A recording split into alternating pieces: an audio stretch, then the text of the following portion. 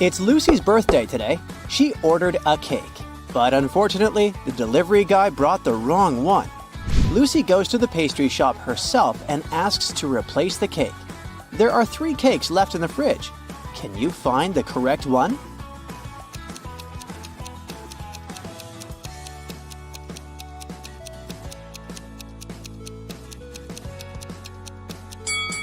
The first cake has a bride and groom figurine on top, so it's probably a wedding cake. The second cake is meant for another customer named Mary. Therefore, the third one belongs to Lucy. Lucy takes the cake and heads home. She's passing by an Italian restaurant. Can you spot a vampire hunter among these people?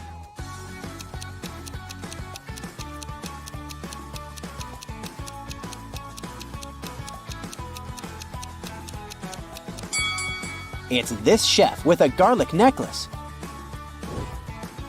Finally, Lucy returns home. Some of her guests are already here.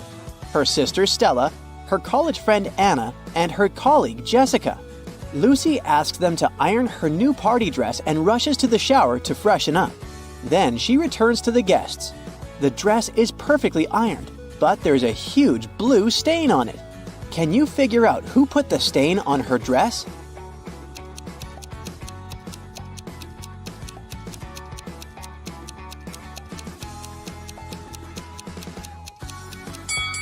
It was Jessica. She has blue ink on her hands because her pen was leaking.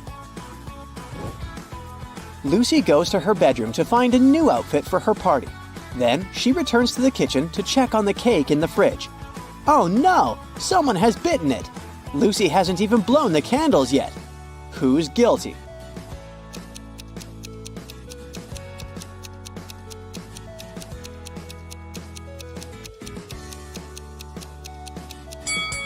Take a look at the crime scene. There's a used fork with some red lipstick on it. Anna is the only one who's wearing red lipstick. The mystery is solved. Lucy gives Anna a postcard with the following text. Can you decode this rebus?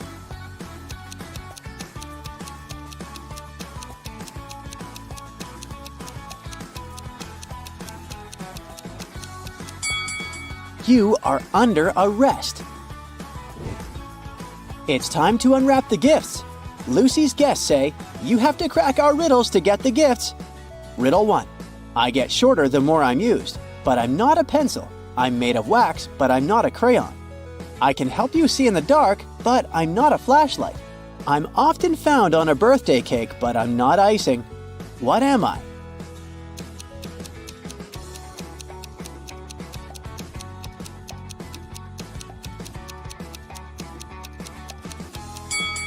I'm a candle.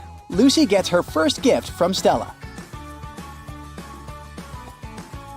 The guys go ahead and invite Lucy to crack the next riddle. I can pop, but I'm not popcorn. Sometimes I have a string attached, but I'm not a kite. Sometimes I float, but I'm not a swimmer. I'm seen at birthday parties, but I'm not a candle. What am I?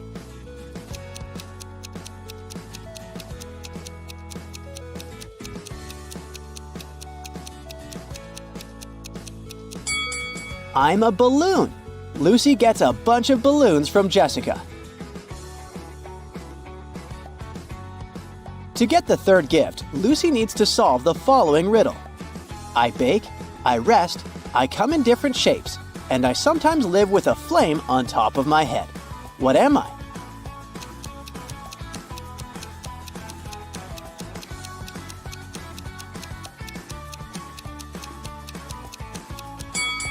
I'm a cake. Suddenly, someone rings the doorbell. Lucy opens the door and sees 3 people in carnival masks. 2 of them are late guests of Lucy, but one of them is an imposter. Can you guess who?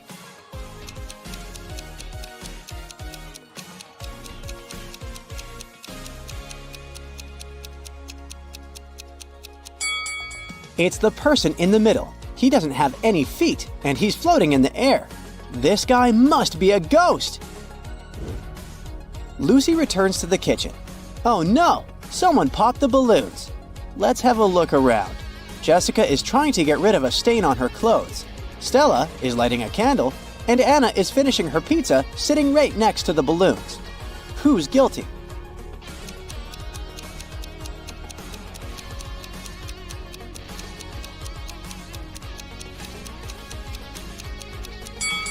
Anna is wearing a dress with spikes. They must have poked some holes in the balloons.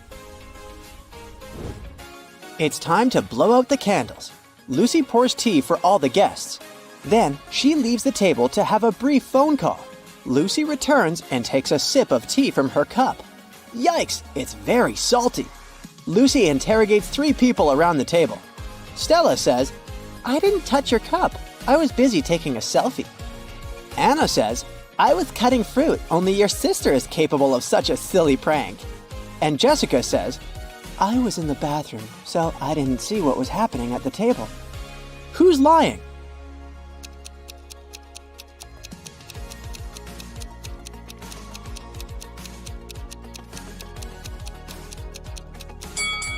Anna, look! She's hiding the salt shaker in her dress. Anna admits that she was trying to destroy the party. She's turning 22 today, but everyone forgot about her birthday. Lucy wants to make amends. Take a look around and try to find a possible gift for Anna.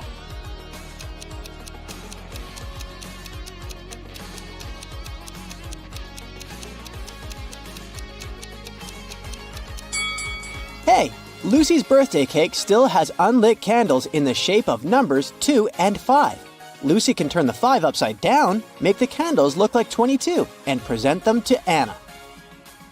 Luckily, Anna forgives Lucy. Some of the guests start dancing. Suddenly, the light goes off for a second and then comes back on.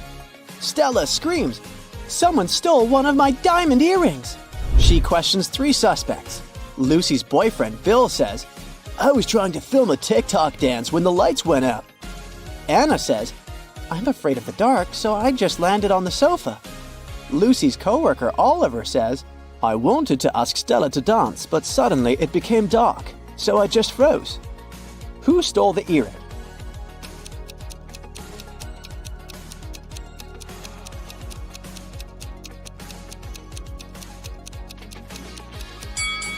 No one. It just fell under this chair. Lucy decides to take some party pictures. Can you find 3 differences between these 2 pictures?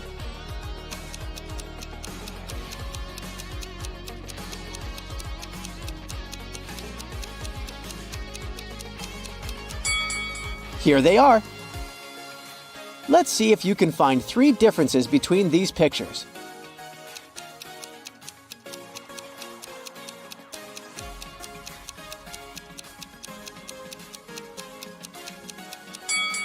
Over here. Let's make the task a little harder. Can you spot 5 differences between these images?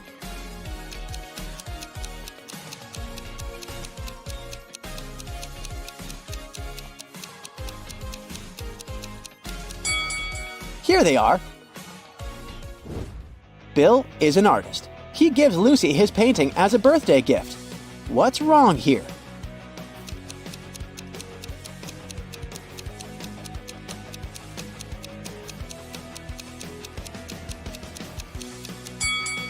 There's no river.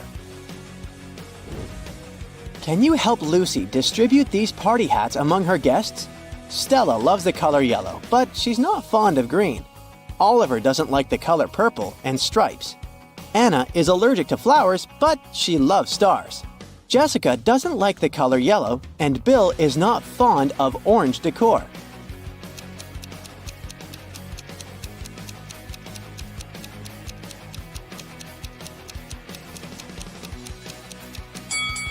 The first hat is for Jessica, and the second one is for Stella. Anna should get the 3rd hat, Bill the 4th one.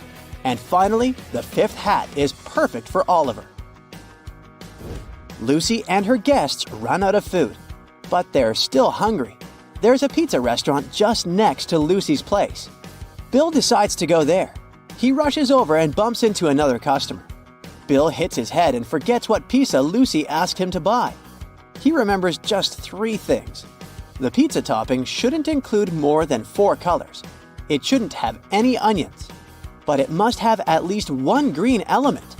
Can you help Bill find the correct pizza?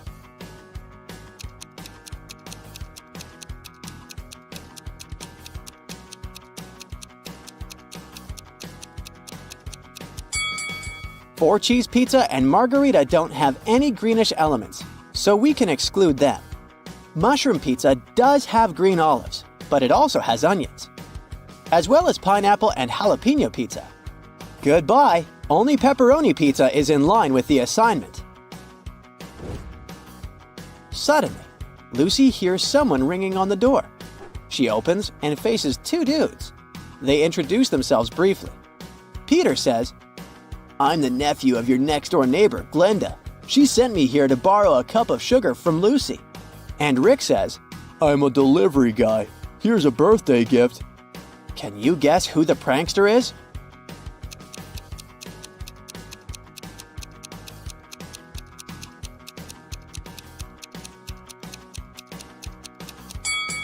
It's Rick.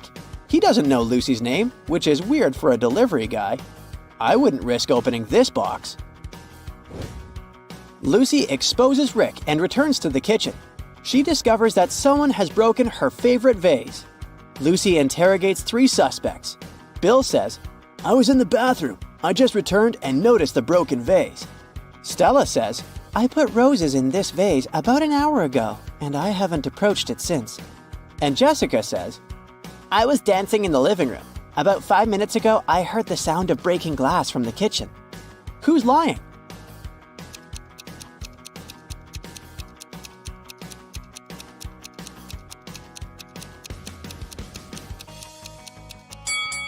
Stella, take a closer look at the broken vase. No roses, only daisies. Kitty and Jacob are best friends. They meet downtown late at night to hang out. Suddenly, they spot something weird on this street. Can you also see it?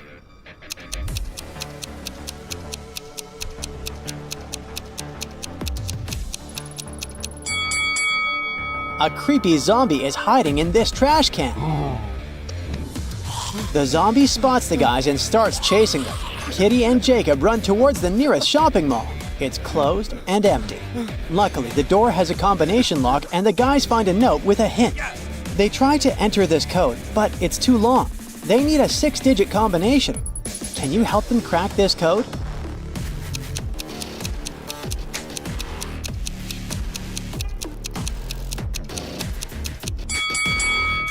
They should literally enter 1, 9, 2, 3, 5, 4. Voila! Kitty and Jacob manage to open the door and hide inside the mall. They land in the food court and notice 2 boxes with identical salmon rolls. The guys are very hungry, so each grabs a box and eats some rolls. Suddenly, Kitty gets sick and faints, but Jacob feels fine. Why?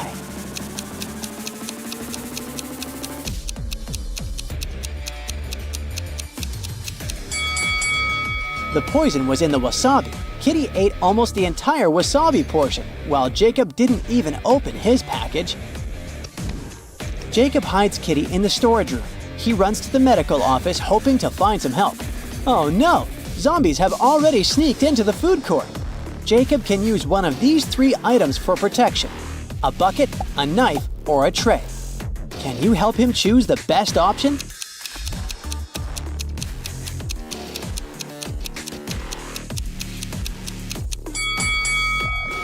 This bucket can protect his head from attacks, but Jacob won't be able to see anything. This plastic knife is useless. It's too small and fragile. Jacob should grab the tray and use it as a shield. Jacob breaks through the zombies, and now he needs to go downstairs. There are 3 possible ways. Option 1, the main staircase surrounded by the zombies. Option 2, an old empty elevator. And 3, an escalator. Can you help him choose the best way out?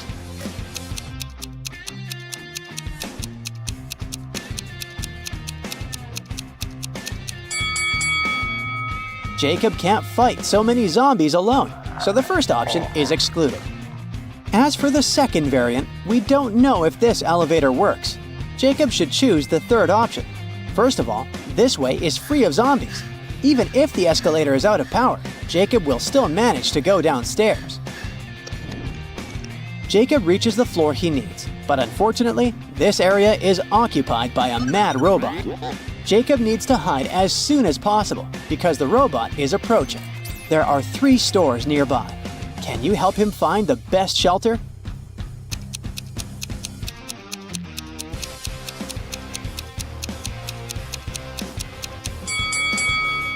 This furniture store is too big and complex. It can hide a bunch of dangers. The second option is too transparent. There's nowhere to hide in this makeup store. That's why Jacob should choose the clothing store. He can pretend to be a mannequin and outsmart the robot. Luckily, the robot didn't notice Jacob and passed by. But here comes another danger. Jacob hears creepy sounds from the dressing room. He should leave the store as soon as possible. Can you help him choose the best direction?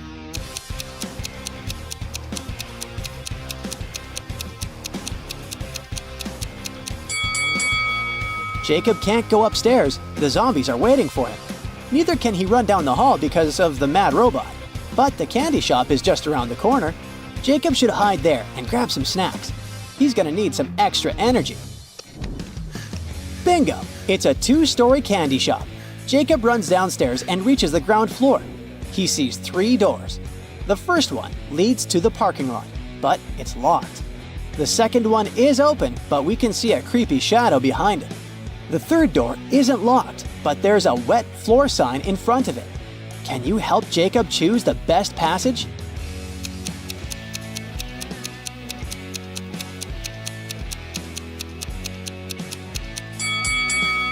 He should pick the third option.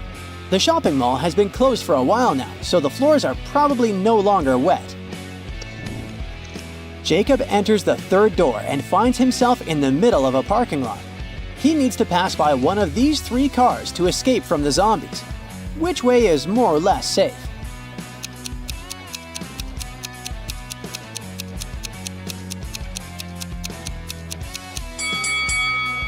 The red car is open. A zombie could be hiding inside it. No thanks. The blue car's headlights are on.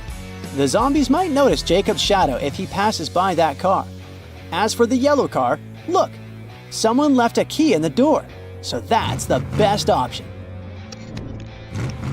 Jacob starts the third car and hits the road, but he has a strange feeling that he forgot something. Oh no, Kitty! Jacob turns around and stops the car near the mall. He spots Kitty on the balcony right away. Meanwhile, the zombies surround his car. There are 3 possible ways to climb to the balcony: an old fire escape, a bunch of wooden boxes, or a rope provided by Kitty. Which way is more or less safe?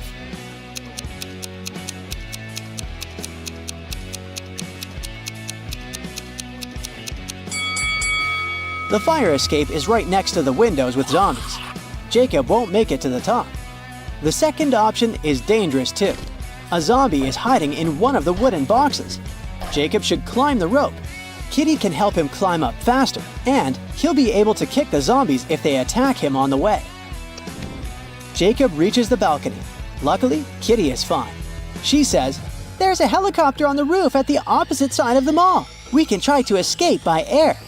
There are 3 passages they can use to reach the helicopter: the local seafood restaurant, a costume shop, or a pet store.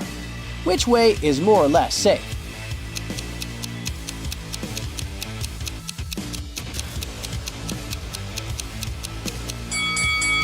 The guy should choose the costume shop. They can put on some zombie masks and blend in with the zombie crowd. Jacob and Kitty break into the costume shop. Can you spot anything odd here?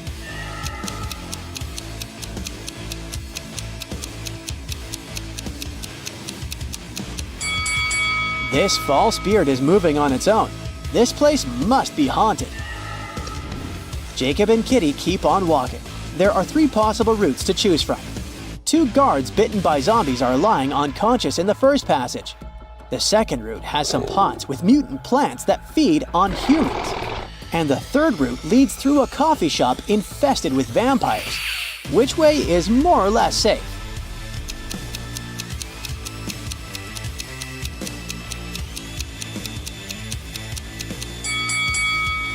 The first passage is too dangerous. The guards can turn into zombies and attack. It's nighttime, so dealing with vampires is a bad idea.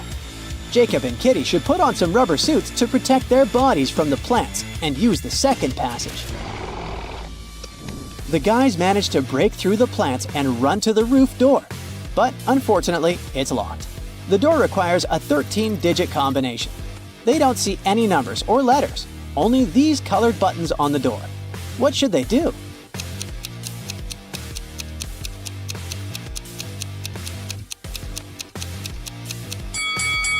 Jacob and Kitty should pay attention to this poster on the wall.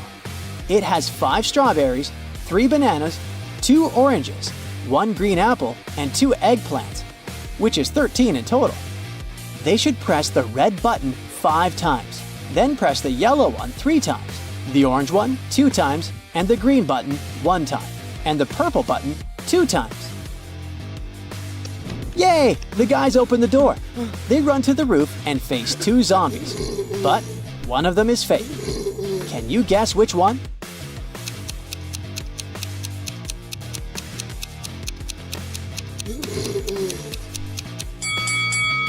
The first lady is pretty transparent, so she's the fake zombie because she's a ghost. Jacob and Kitty push the zombie away and climb into the helicopter. They fly to the local city shelter. Can you spot anything odd here?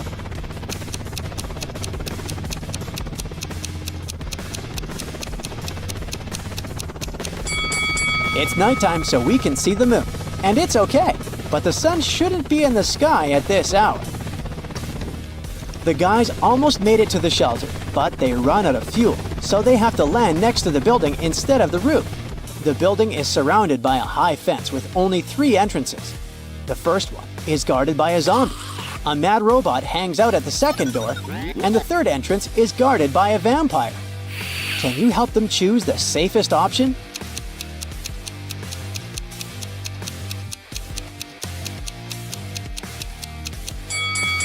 Jacob and Kitty should use the third entrance. Take a look at the sky. It's almost dawn. The vampire will have to leave his post soon.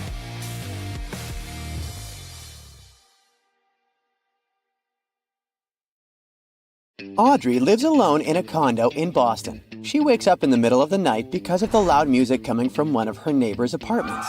She doesn't know exactly which apartment it comes from. So the next morning, Audrey asks her 3 neighbors what they were doing the night before. Molly says, "I've been playing video games in my headphones all night long, so I didn't hear anything." Peter says, "I was on a plane getting back from Paris. I just returned home a couple of minutes ago after 2 months in France." And Nina says, "I was sleeping after a long shift at work." After hearing their stories, Audrey knows for sure who's a liar. What about you?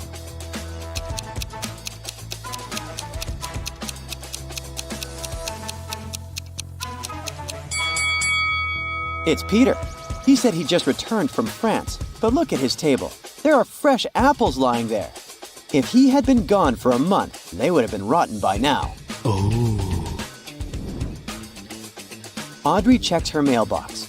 Oh no! Bad news. The building where she rents her apartment is about to be demolished. She has only a week to find a new place and move out. Audrey starts searching online, but unfortunately, she forgot the password for her rental website account. She only remembers that this word is a tasty and sweet fruit that can give you a lot of energy. And you can also find it in your calendar. Can you crack the code?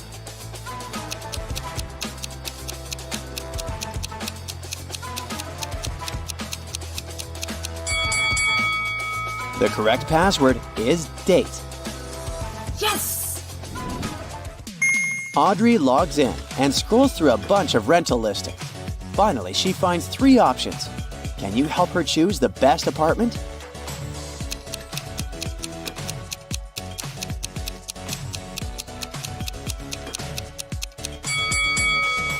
According to the description, the first apartment was built in 1023.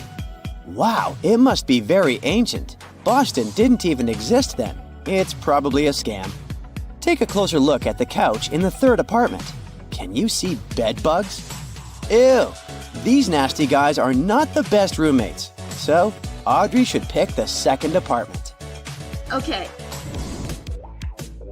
Audrey books this new apartment, but unfortunately, she doesn't have enough savings to provide the requested deposit.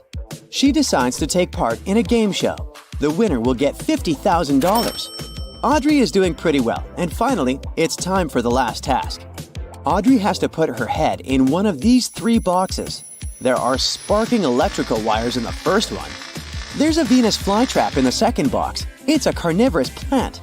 And there are dozens of venomous scorpions in the third box. Can you help Audrey win the prize and stay safe?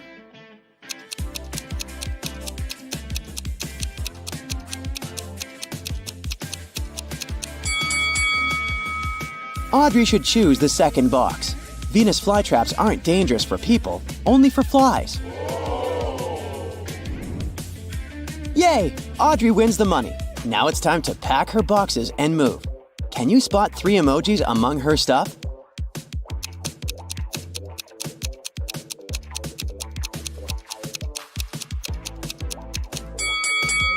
Here they are. Audrey goes to her favorite coffee shop to have a break. Let's see if you can find 3 emojis in this location.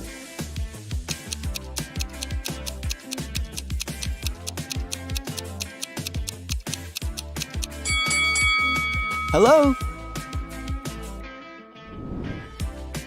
Audrey is exploring her new neighborhood. Suddenly, she sees something curious. It always runs, but it never walks. What is it?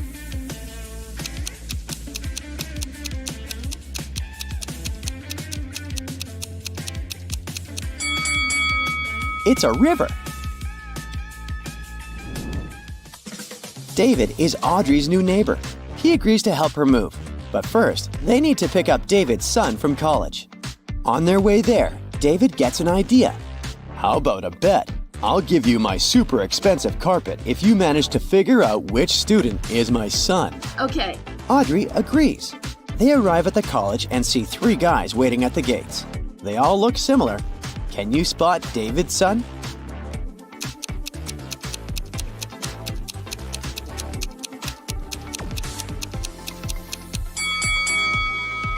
It's the student on the left.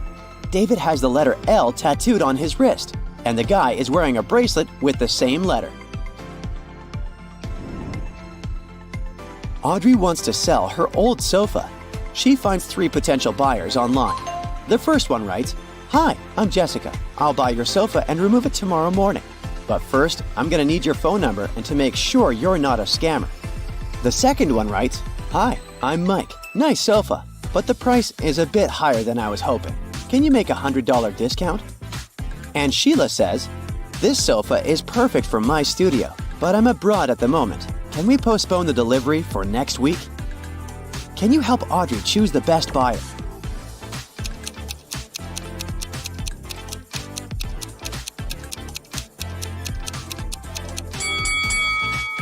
The first buyer introduces herself as Jessica, but her username and picture don't really match. Moreover, it's a bad idea to reveal your phone number to strangers online. As for Mike, his proposal to lower the price is ridiculous because Audrey is selling the sofa for $100 only. Thus, Sheila is the best choice. Ooh. The next morning, Audrey wakes up in her new apartment. The boxes are still unpacked, but Audrey wants to brew some coffee. Her coffee machine is in one of these 3 boxes. The note on the first box says that the coffee machine isn't in box 2. The note on the second box says the machine is in box 1 or 3.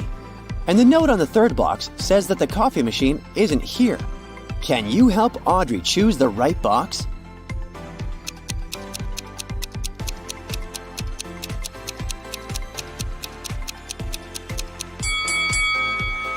If the coffee machine isn't in the second box, it's either in the first or the third box.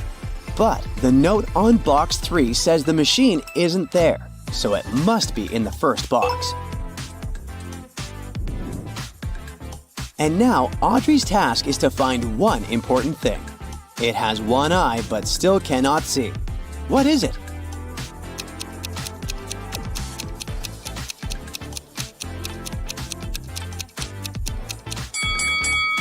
It's a needle. Here's what Audrey is looking for now. It's a protector and it sits on a bridge. One individual can see directly through it while others wonder what it hides. What is she looking for?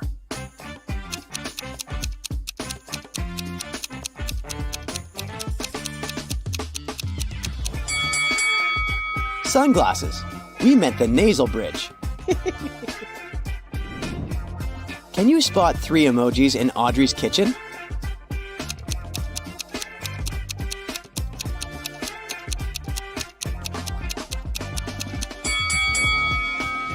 Here they are. Audrey goes to the laundry room in the basement of the building. She gets lost and comes across 3 doors leading outside the trap. Behind the first door, there's a room full of poisonous bees that could make people lose their mind. Behind the second door, there's a room without oxygen. And there's a room full of unfriendly monsters behind the third door. Which way is more or less safe?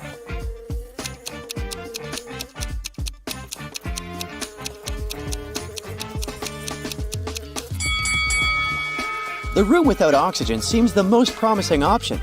Audrey can hold her breath and quickly walk through the room. Audrey is about to leave the basement, but she comes across an anxious neighbor who says, "I just saw a crocodile and it ran into the boiler room." Audrey goes there to check, but nobody's there. How did the croc escape?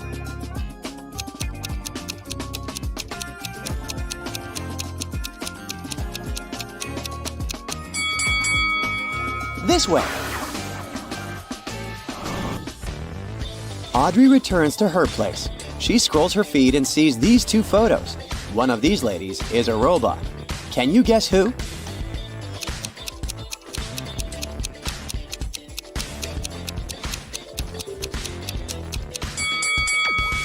This lady on the left has an engine oil canister in the bathroom, but it doesn't prove that she's a robot.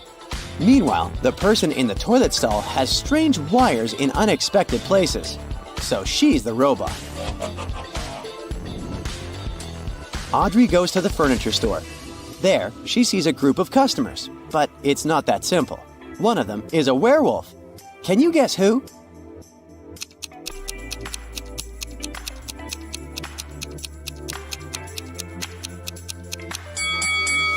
It's the third lady. Her claws pierced her gloves. She's transforming into a werewolf. Audrey goes to the local food court and purchases a cup of coffee and a strawberry donut. She leaves a tray with her order on a table and leaves for a moment to tip the waiter. Then she returns to find out that her food is gone. Audrey questions 3 people standing nearby. The cleaner says, "I was about to throw away your tray, but then I noticed that the food was untouched, so I left it alone." The manager says, "Sorry, miss, it's not my job to guard the tables." And a customer sitting next to Audrey says, "Ew, gross, I would never touch someone else's food. What if you're sick?" Who's lying?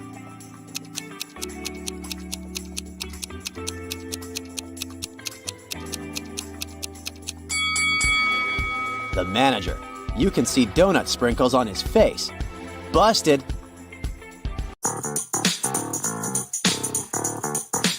Today, we're visiting a truly bizarre university. Keep your eyes wide open and don't trust anyone. Yeah.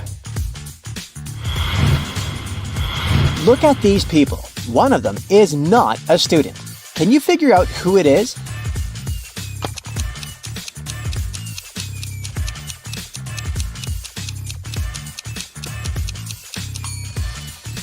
This lady in black is a supernatural creature. Look at the mirror. Both she and her reflection are facing you. It's not possible in the real world. Students at this university aren't exactly known for their honesty. Look, it's midterms, and someone is cheating during an exam. Can you help the professor find this dishonest student?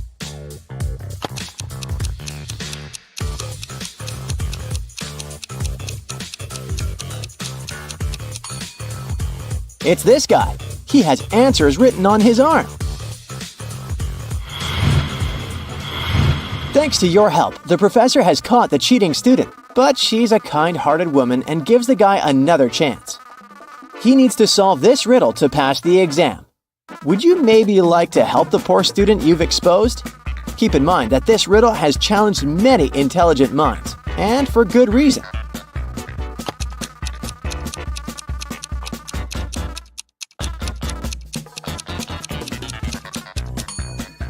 The missing number in the third circle is 225. The numbers in these circles seem to be completely random at first glance. But let's perform some basic arithmetic operations, addition, subtraction, and multiplication, and try to figure out the pattern. We need to follow these steps. Look at the first circle and pair the opposites. The first pair gives us 11. As for the second pair, we need to calculate the difference between the numbers. It's 9. The next step should be finding the difference between the two results and squaring this number. We get 4. Let's do the same for the second circle to make sure that this is a working scheme. And now, let's find the missing number. So, 225 is the answer. The exams are over, and students are celebrating. But the party is kinda shady. Look around. Someone who doesn't belong to this college has sneaked inside. Can you spot the intruder?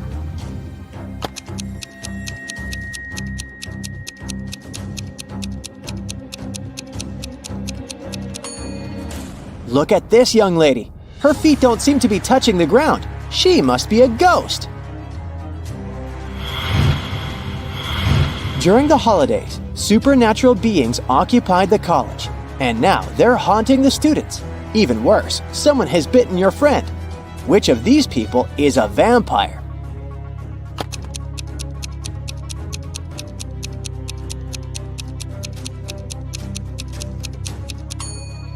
This young man has a t-shirt that looks as if it has some bloodstains on it. But that's just a print. This woman has a whole garlic knob hanging as a necklace on her chest, so she's not a vampire. But look at the man who's drinking some red liquid. I bet it's not fruit juice. He's actually the one we should be aware of. Imagine coming back to your dorm and finding out that your roommate is missing. Plus, everything around you looks kinda suspicious. Strange sounds, weird smells. Is your roommate hiding some terrible secret?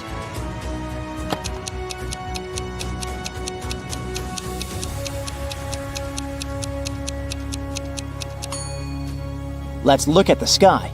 See that full moon? Now, pay attention to the walls and the floor of your room. You can notice scratch marks and chunks of fur here and there. That's the answer. Your roommate is a werewolf. After figuring out your roommate's secret, you realize you need to clear your head. You go to a morning pool party. People are swimming, playing around, and having fun. But one of the guests is a mermaid. Can you figure out who it is?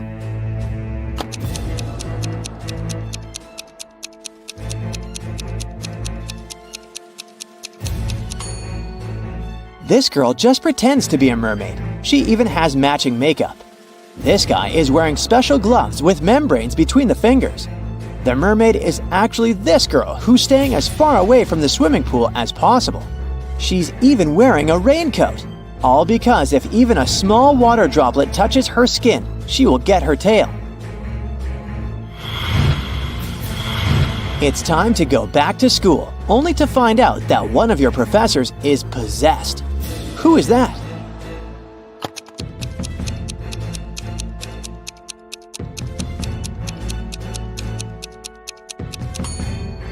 This man has red eyes and messy hair, but that's most likely because he's sleep-deprived. This woman is unnaturally pale, but she's suffering from food poisoning. Look at that piece of pizza next to her. It sure doesn't look fresh. At the same time, the guy on the right has two shadows instead of one. He's definitely possessed. Okay, now let's move on to something less supernatural, but no less tricky. Imagine having to empty a jar of milk and a jar of water into a bowl. But of course, there are several conditions. You must be able to see the border between the milk and the water. You must be able to separate the milk from the water. And finally, you aren't allowed to use any kinds of dividers to keep these two liquids apart. How can you do it?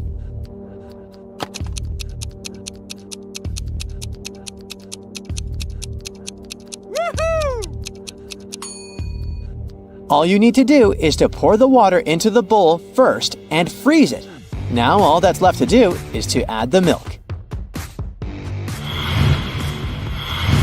In the city, where people are keen on brain teasers and riddles, 4% of people don't list their phone numbers.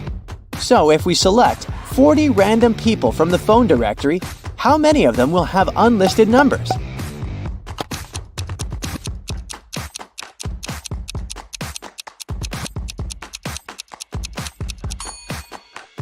The answer is 0%. You see, if the numbers of these 40 people are in the phone directory, they're already listed by default.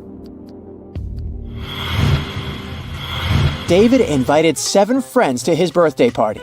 They brought a beautiful big cake, but they couldn't eat it unless it was divided into 8 equal pieces with just 3 cuts.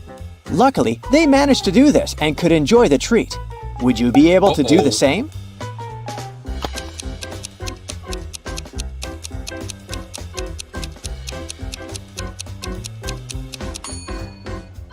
To fulfill this task correctly, you need to follow the next steps. First of all, cut the cake across the diameter through the middle point. After that, cut the cake horizontally. Now you already have 4 equal pieces. And finally, cut the cake across the diameter, perpendicular to the first cut. There you go, 8 equal pieces and just 3 cuts. Now, look at the poor guy. One of his friends has pulled a paint bucket prank on him. Look at the rest of the people attentively and try to figure out who it was.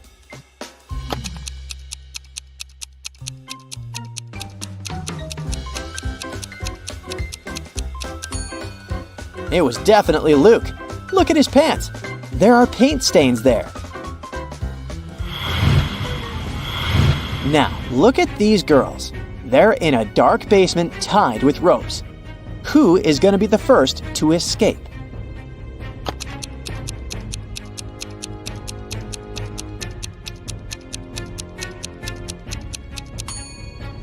Most likely, it'll be the first girl. She's got long, beautiful nails. She's bound to have a file to look after them. It can help her cut through the rope.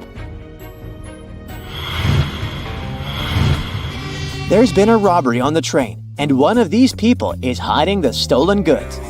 Who can it be?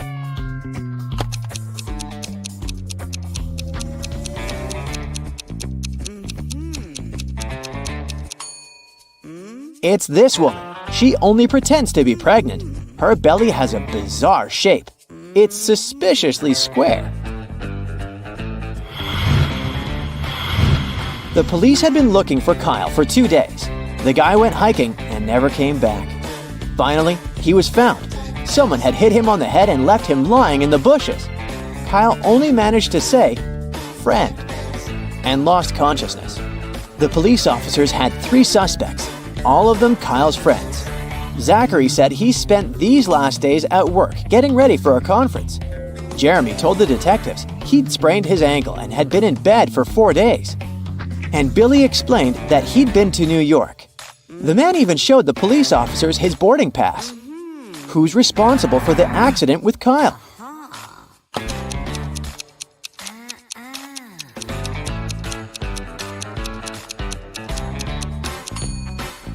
Billy showed the police just one boarding pass from Chicago to New York. Then how did he get back from New York? His story sounds fishy. Jordan was very late for a job interview, but when he drove up to the office building, he found out there were no free parking spaces. He decided to leave his car a bit farther from the entrance. But even though there were several other vehicles in that area, parking was prohibited there. Luckily, Jordan came up with an idea and didn't get fined. What did he do?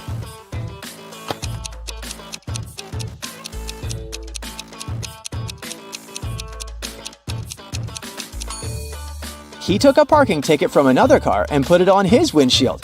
It looked as if he had already been fined.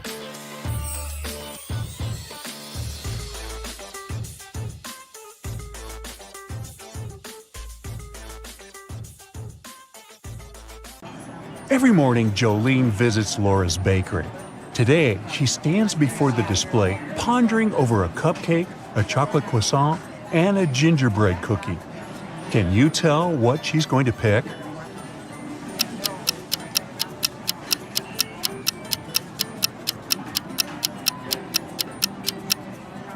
She will most likely pick the gingerbread man cookie today.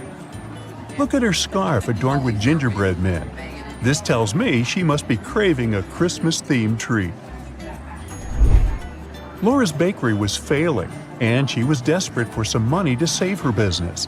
She found 3 baking competitions online with a grand prize of $50,000. Look at their announcement websites.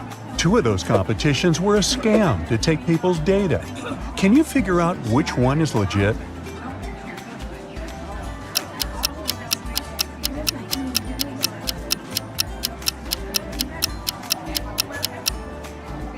The website for the Golden Whisk competition is full of spelling errors, such as these ones here and here.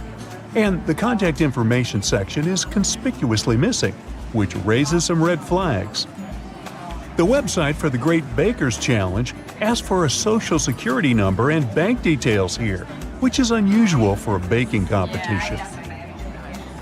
The Star Baker Showdown, on the other hand, has past winners, rules, and contact information pages on the right side of their website, which makes it seem professional and legit. So she should apply for that one. Laura received a letter from the competition jury. It stated that her application was accepted to move to the second stage of the contestant selection. To successfully complete that, she needed to answer this riddle. In a baker's window, I often lie. Golden and sweet, a feast for the eye. Filled with fruit or sometimes cream. Guess my name, a pastry dream. Can you help Laura?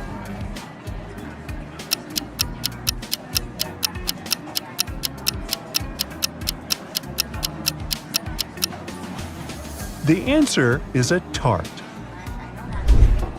For the third stage of the competition, the bakers who were selected were invited to the Kingdom of Frostholm.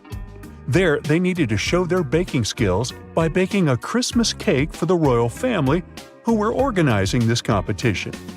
So, Laura needed to book her plane ticket. Do you know for which date she needs to book it?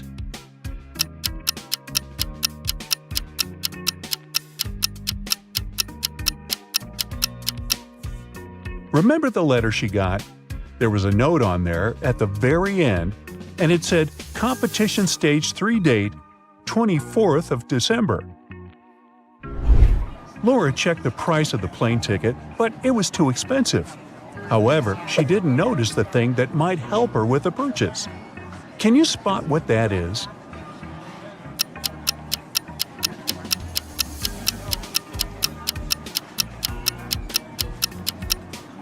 Look at the info bar right at the end of the airline's website. There's a sliding notification that says, click here to answer our riddle and get a discount. Once Laura clicked the link, this riddle appeared on her computer screen. I'm a guide without a voice that gives you the whole world in your pocket or bag. What am I?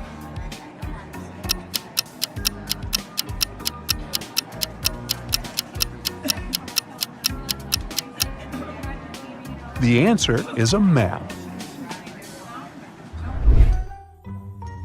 Laura flew to the Kingdom of Frostholm, where she was greeted by the butler of the royal family. He took her to the palace, where the contestants would be staying, and showed her 3 different room options. Which one should she pick?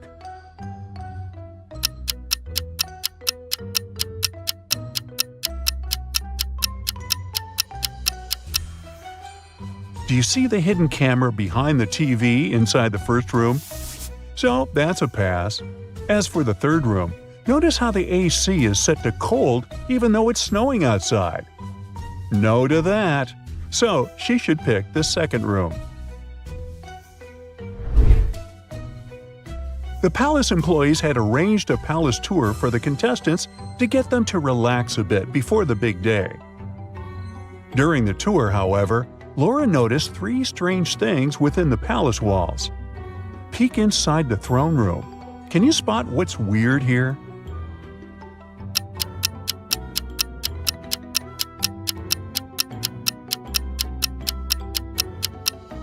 Do you see the portraits of the royal family members here above the thrones? The eyes of this past king's portrait are moving. Ooh. What's scary here in the kitchen?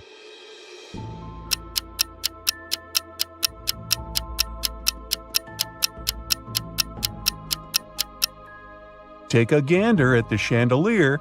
It's made of kitchen knives.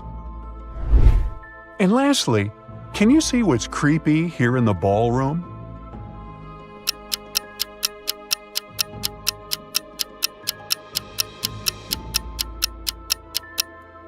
Do you see that dancing ghost that appears and disappears next to the stairs? Spooky. The day before the competition, Laura and the other contestants were introduced to the past winners in case they needed some inspiration and motivation. Three bakers presented the cakes that made them win to the contestants. Laura immediately noticed that one of them was a zombie. Can you tell who?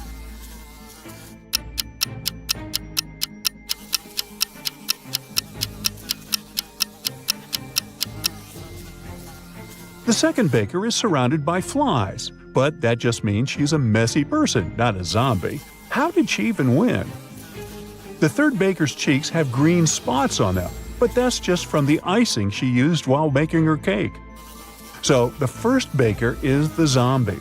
Imagine the lollipop she decorated her cake with. One of them is an eyeball. Well, it was finally the big day. All the contestants were going to bake a pie, but they were told to choose what kind. There were three judges, and as they introduced themselves, they told the contestants what kind of pie their favorite was. Judge 1 expressed his love for chocolate pies. Judge 2 announced berry pie was his favorite. And Judge 3 said he was fond of pecan pies. However, Laura could tell one of them was lying. Can you tell who?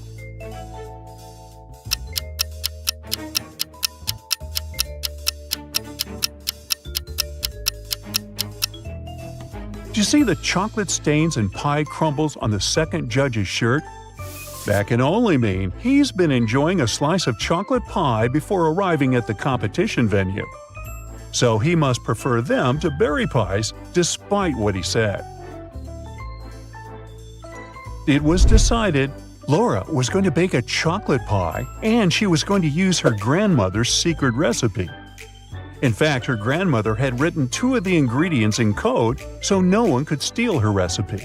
Let's look at them. Can you tell what these are?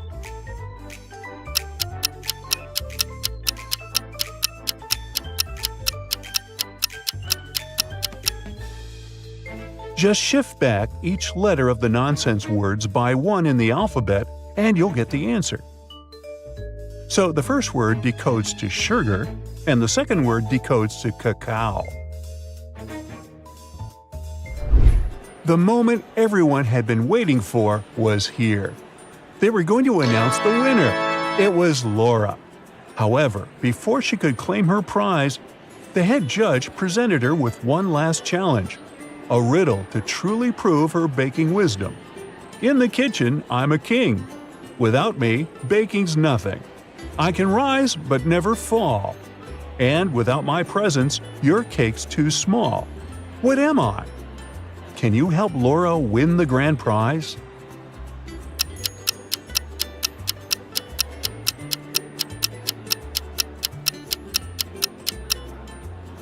The correct answer is yeast.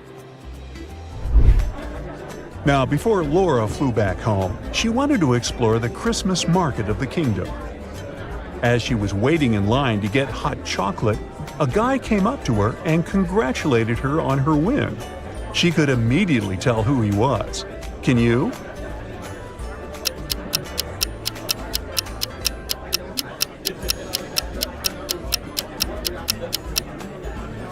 He's the prince of the kingdom of Frostholm.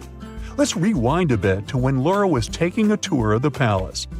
The prince's portrait is here among the royal family members' portraits, so she remembers him from there. The prince said he ate a slice of Laura's chocolate pie and loved it so much he was reminded of his childhood holidays. In return, he wanted Laura to take something from the market as his thank you gift and something to remind Laura of her days here. Laura decided to pick a snow globe from the souvenir stall. Look at these 3 snow globes. Which one should she pick?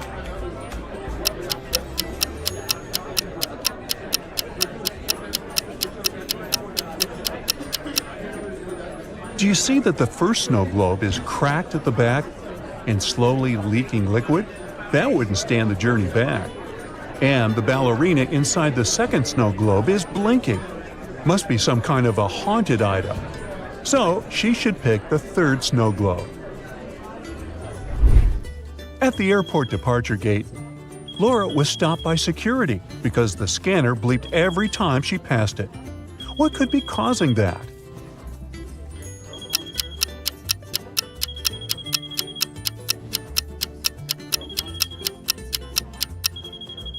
It's because of the necklace chain that is dangling from the pocket of her jacket. But she didn't have anything like that. When she checked it to figure out who it belonged to, she noticed that the heart-shaped pendant had a message from the prince to her inside it. Hope to see you again. Aww. Sir Lionel was a very rich man with many servants working in his mansion. One day, as he was about to go on a business trip, his night watchman warned him not to board his flight. "I had a dream last night that something bad will happen on that plane." Sir Lionel got annoyed at first, but since he was also a bit superstitious himself, he decided not to take the flight. Later that day, as he was watching the news, he saw that his plane did get lost on a deserted island. He first thanked his employee and then fired him. Why?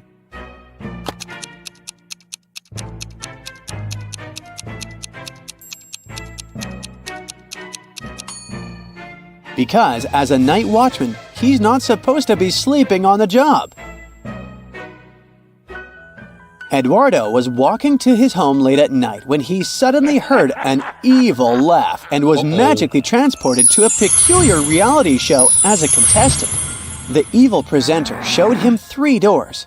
Behind the first door, there was a room filled with venomous spiders. The second door opened to a chamber containing toxic gas. The third door revealed a space with the floor covered in sharp shards of glass. In which room will he have a better chance to survive?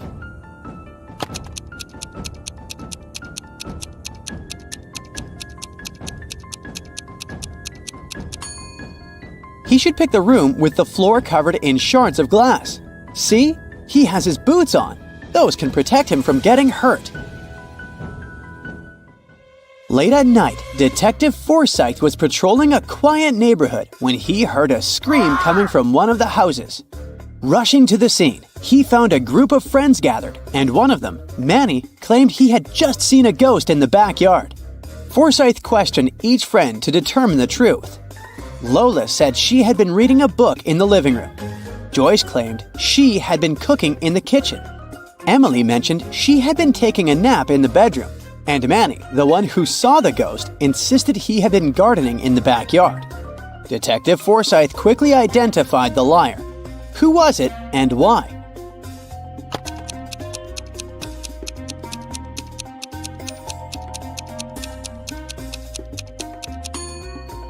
It was Manny. His claim of gardening in the backyard was false because it was late at night. And if you take a closer look, there are no garden lights to illuminate the area. So, no one would be gardening in the dark. You are listening to your favorite radio program, I'm a Survivor, in which one of the listeners who participates in the weekly questions gets a chance to win $5,000.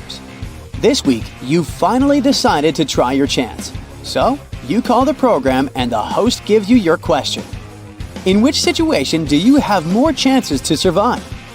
If you're falling from a 10-story building, or if you find yourself surrounded by a swarm of bees. Can you win the $5,000?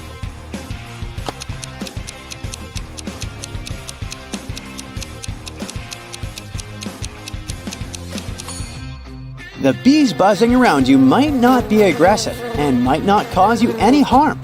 But when you're falling from that kind of height, unless you're Spider-Man or something. Professor Orion was an eccentric scientist who had a collection of enchanted doors in his laboratory. Each door led to a different dimension. He wanted to invite his friend, Beth, to his laboratory, but first he needed to make sure she was worthy of exploring the realms beyond with him. So he asked her this riddle. I fly without wings, I cry without eyes. Wherever I go, darkness follows me. What am I? Do you know the answer?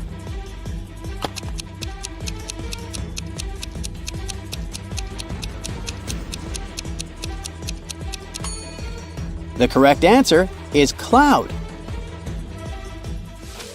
Jason was about to graduate, but his fate was going to be determined by whether or not he could pass his algebra test. When he got his exam paper, this was the only question his professor asked.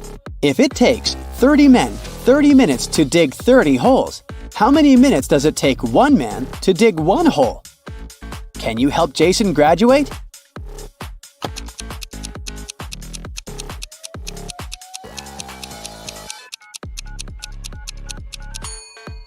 It takes one man 30 minutes to dig one hole. Rose bought an old mirror from the antique store. But when she brought it home, the mirror pulled her inside and transported her into a magical castle with no escape.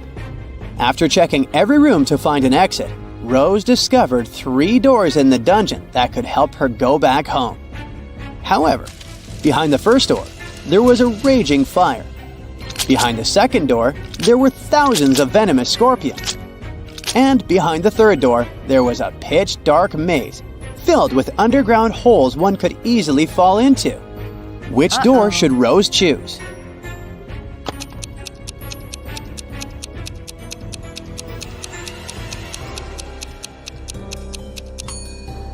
She should choose the third door. See the wood branches on the floor? She can take one and turn it into a torch and go through the maze. This way she can see the holes and avoid them. In the town of Puzzleville, Master Albert held an annual event known as the Night of Riddles. Every year, when the clock struck midnight, he asked the crowd one particular riddle, and the one who could answer it correctly would be crowned the Riddler's Apprentice. This year, he asked, what is the one question you cannot truthfully answer yes to? Can you answer it and win that title?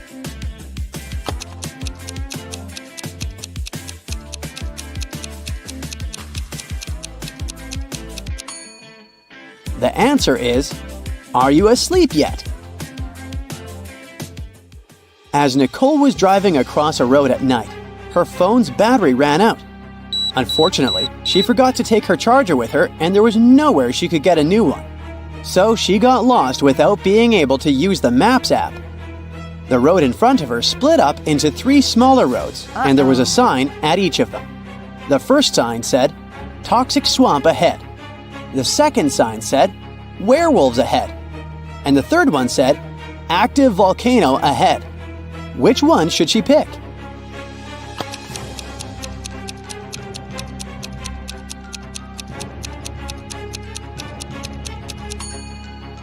It might be a cloudy night, but you can still catch a glimpse of the moon, which is not full. So she should pick the second road, since werewolves won't be there during this time of the month at least. In the futuristic city of Cyber Harbor, people communicate through holographic messages. Xander received a hologram from an anonymous sender with a cryptic riddle. Only if he could answer the riddle correctly that the sender's identity would be revealed to him. What is always in front of you but can't be seen? Can you help Xander discover the true identity of the sender?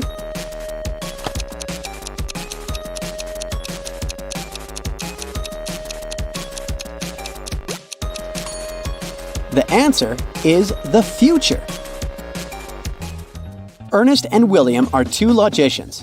They both pick a whole number from 1 to 30 inclusive. The following conversation occurs between them. Ernest: is your number double mine? William: I don't know. Is your number double mine? Ernest: I don't know. Is your number half mine? William: I don't know. Is your number half mine? Ernest: I don't know. William: I know your number. Considering all the statements are true, what is the number Ernest picked, and how did William know?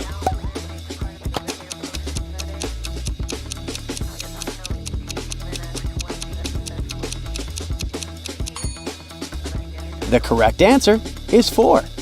From their first exchange, we know that William's number is even. Otherwise, he would have known that it couldn't be the double of a number. From the second exchange, we know that Ernest's number is a multiple of 4. Otherwise, he would know that it couldn't be the double of an even number.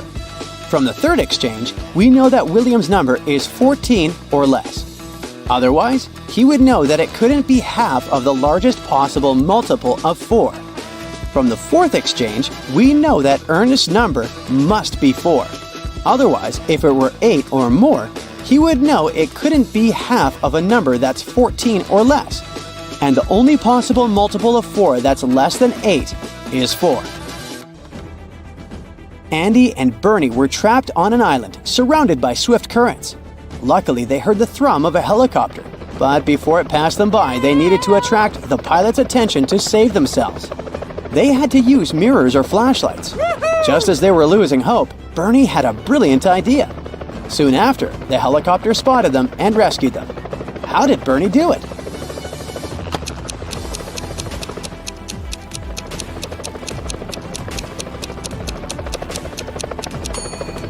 Look at all the tropical, large, colorful leaves and flowers around. He used them to create a makeshift SOS sign on the ground.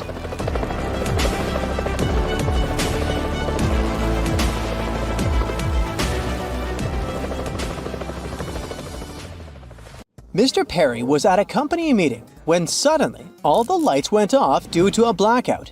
When they came back on, Mr. Perry's valuable pen was missing. He asked his colleagues what they were doing in the dark. John said he was replying to his emails. Tom claimed he was looking for a flashlight in his bag. Lisa said she was just sitting still, waiting for the lights. Mr. Perry quickly figured out who the liar was. Can you?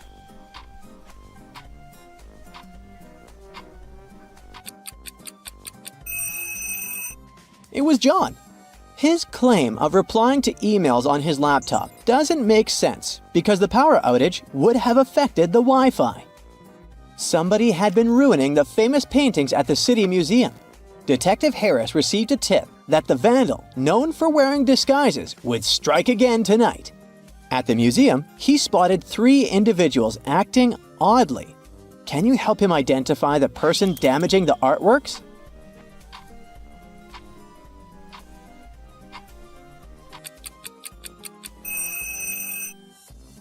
The first person might be holding a paintbrush, but its bristles are clean. The second person has paint on her shoes, but it's just a designer pattern. The third person, however, has fresh paint on their gloves. That's the vandal. Mrs. Parker lost her precious necklace at the community fair.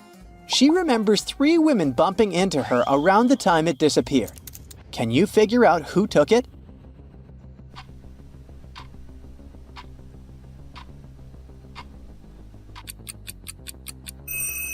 The first woman has a small envelope-style clutch bag. It looks too thin to hold anything bulky like a necklace. The second woman has a full shopping bag, but it's transparent and there's no necklace inside. The third woman has a scarf tied loosely around her neck, but there's something shiny beneath it. That's where the necklace must be. At the town bake sale, a delicious chocolate cake decorated with cherries disappeared. When the guards checked the security footage, they spotted 3 bakers who were near the cake last. Take a look at them all. Can you tell who swiped the cake?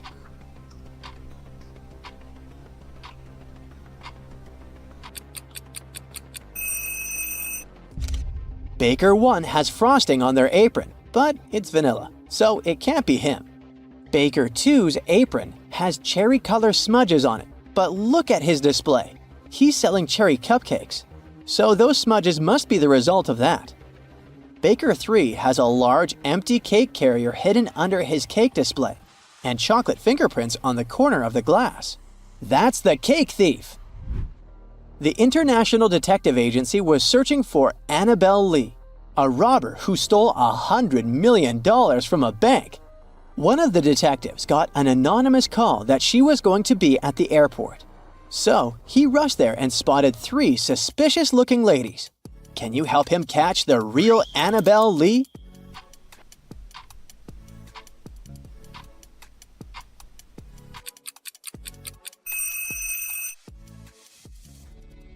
Check out the wanted poster of Annabelle Lee here on the alerts board. She has a beauty mark on her left cheek, but the first lady's beauty mark is on her right cheek, so she can't be her. And even though the second lady has the same hair color, she has no beauty mark.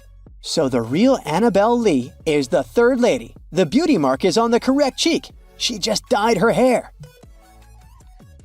It was Lily's first day of internship, and she was going to work at the lab of a famous scientist. During an experiment, she accidentally pressed a wrong button, which suddenly opened a vortex that transported her to a mystical maze. There were 3 paths she could take to escape. The first path was covered in flames. The second path had a deep, unending pit. And the third path was a narrow corridor with swinging axes. Which one should she choose?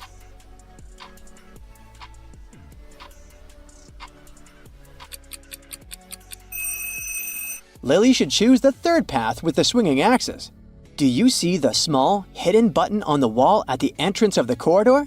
It says Stop Axes on it. By pressing the button, she can deactivate the swinging axes long enough to make her way through the corridor without harm. Mr. Barnabas was the CEO of a big company. One day, his employees came to his office to ask for sick leave. Eliza said she was having stomach issues, and Richard said his broken arm was giving him a hard time when using his computer. Mr. Barnabas immediately realized that one of them was lying. Can you?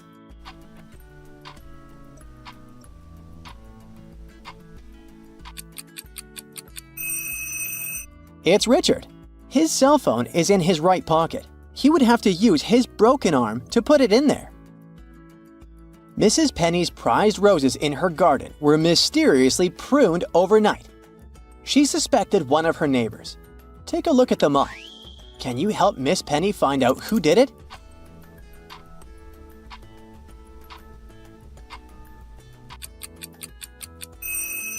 The first neighbor might be wearing his gardening gloves, but they're spotless. So he must have just put them on. The second neighbor is holding a pair of shears, but they look so rusty that she couldn't have used them to cut all those roses. The third neighbor, however, has freshly cut rose stems in their compost bin. That's our rose pruner. Jason was working on his laptop at the college library. He went out to get some snacks, but when he came back, his laptop was gone. There were 3 different students with him in the library. Can you help Jason figure out who took his laptop?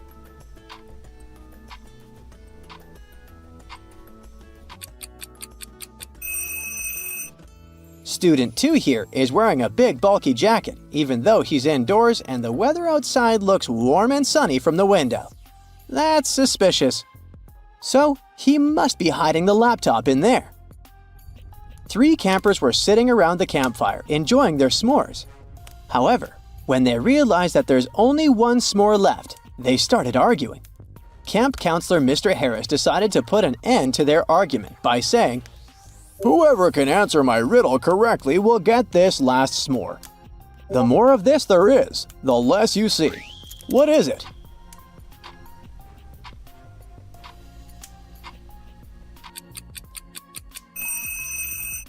The correct answer is darkness. Mr. Nelson was the owner of a pet supply store. One day, one of the luxury gourmet dog treats he was selling in his store got stolen. The police officer visited the houses of his last 3 customers, Maria, Edward, and Arthur. Can you help the officer figure out who's the treat thief?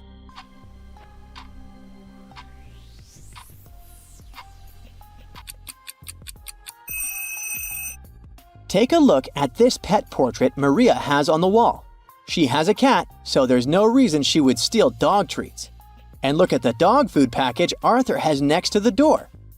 On the package, it says, "Strict diet food for allergic dogs." That can only mean his dog couldn't eat the gourmet treats anyway. Then, it must be Edward who stole them. Every day, Mrs. Johnson visited the park to feed the birds. One day, she spotted a young mother and her sweet baby playing.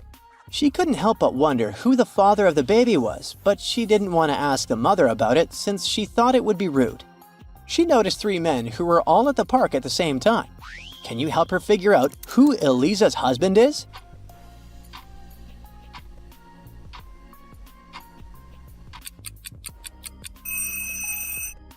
Take a look at the second guy. His eyes are green just like the baby, so he must be the father. Blair, Chuck, and Serena were all flying to their holiday destination on a private jet. However, during their plane ride, one of the engines failed and all the passengers had to evacuate. Who is least likely to land safely?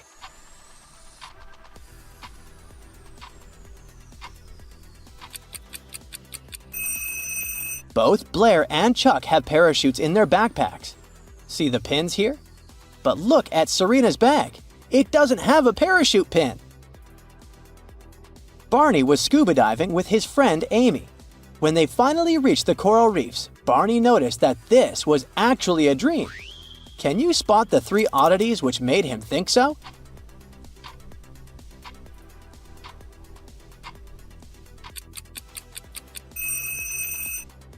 Firstly, take a look at Amy's scuba tank. It's not a tank, it's a big plastic bottle. She can't be diving with that. Secondly, do you see the SOS writing on the sand? It's not possible to write anything underwater. And lastly, check out this cute dolphin. It doesn't have any fins. Take a look at this image for a second. Which prisoner do you think is rich?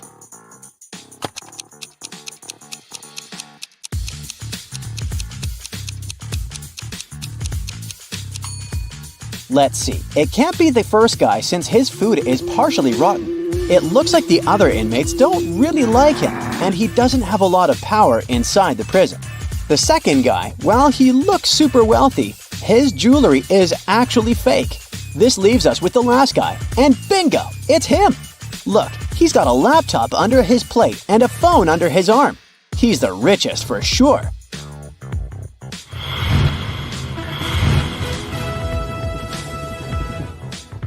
Susie was invited to take part in a pop-up riddle show. She needed to answer one question correctly to win $1,000. She was extremely nervous when the game show host asked her this question. How many numbers are on a clock? Can you help Susie figure out this one?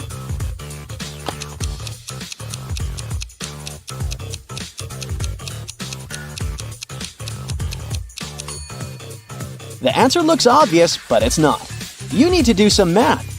The correct answer is 15. It doesn't work if you simply stare at the clock and say there are 12 numbers. You see, the numbers 10, 11, and 12 are made up of smaller numerical numbers, so the correct way to count it would be in a clockwise fashion. 1, 2, 1, 2, 3, 4, 5, 6, 7, 8, 9, 1, 0, 1, and 1. Phew! A local thief was running around playing tricks on some neighborhood stores.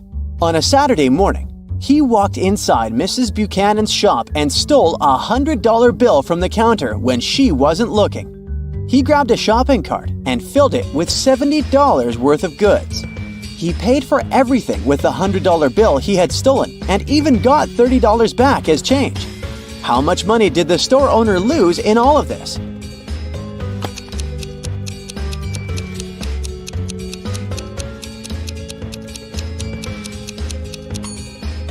The shop owner just lost $100. I know it sounds too simple, but here's the deal.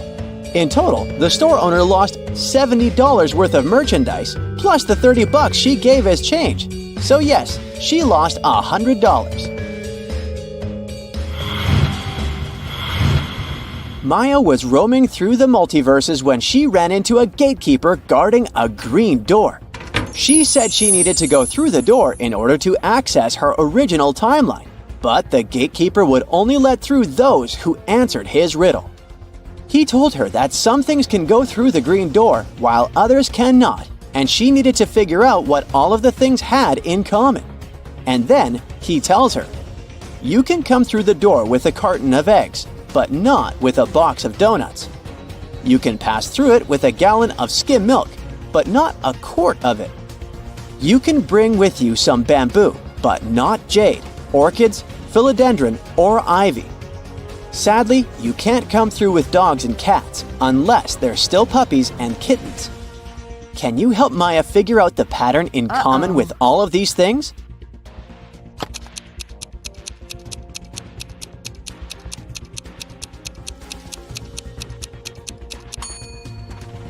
Well, the key to solving this riddle can be found in all 4 of the words that make up the phrase green glass door, aka double letters. If something is spelled with double letters, it can go through the green glass door. If there are no double letters in its name, then it can't. Mark went to the farmer's market to do his weekly grocery shopping. He stopped by the egg stand, and the owner was feeling chatty, so he challenged Mark to guess the answer to a riddle. He told Mark, "If I had 4 eggs and a thief gave me 3, and my rooster laid 5 more, how many eggs do I have?" Can you help Mark figure out the answer here?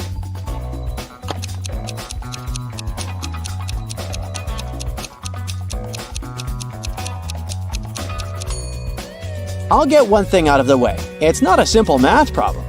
It doesn't work if you just add everything up. But here's the first problem. Roosters don't lay eggs, so those eggs are out of the equation. And then if you read correctly, the man said, "If I had 4 eggs," which means that he had 0 eggs to begin with. So the correct answer is 3. The 3 eggs that the thief gave him. 4 prisoners from a high-security prison were taken to a deserted beach to do some community service. The warden wanted to have some fun, so he lined them up in a single-file line and separated prisoner A from the other 3 with the help of a brick wall. He gave each prisoner a hat, either black or white, without telling them which color they each got. In total, there were 2 black hats and 2 white hats. He told them that all prisoners would be sentenced to prison for life, except they could guess correctly which color of hat they had in under 10 minutes. The prisoners weren't allowed to confer with each other, and they weren't allowed to move around or change positions. They got super nervous, of course, but they had no other option than to play the game. Luckily, just before the clock struck 10 minutes, one of the prisoners guessed correctly their hat color. Can you guess which prisoner it was? P.S. There is only one correct answer.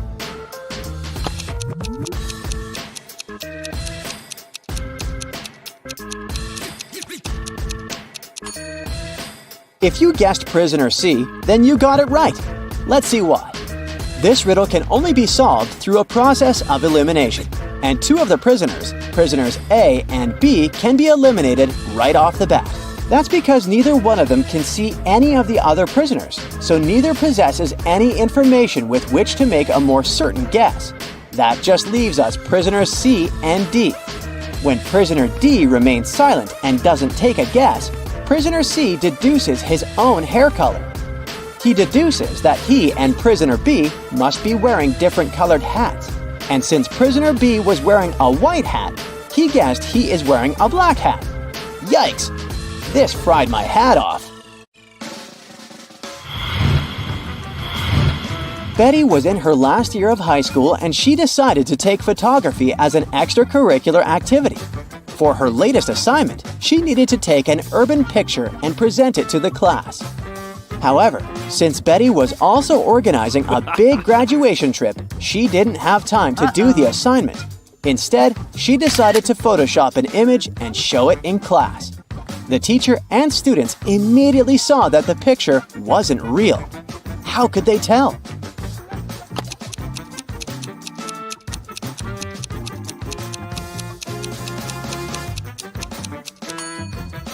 Well, because that person over there has two heads. It looks pretty cool, but that's kind of a difficult phenomenon to find here on this planet.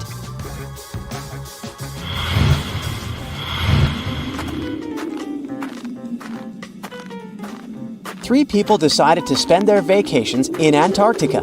Bianca had some trouble with the harsh weather, but felt it was worth it in the end. Pablo had a great time photographing the penguins for his social media page. And Helena got to do some fishing while she was there. On the last day of their trip, passing through airport security, one of them got caught trying to take a penguin with them in their backpack. Take a look at the picture. Can you tell who it was?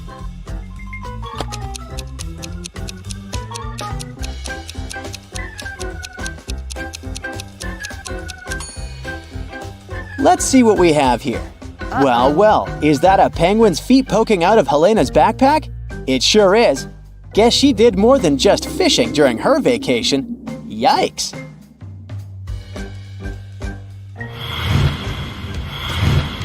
December 5th is Bloomfield Town's Contest Day. For this year, the mayor picked bakery as the theme, so contestants needed to bake the best dessert to win. The only rule was that the bakers couldn't use sugar in their recipes, only natural sweeteners. When the mayor went to judge the 4 finalists and pick the best dessert, he immediately disqualified one of the bakers, saying they had cheated. And he did that without even tasting the desserts.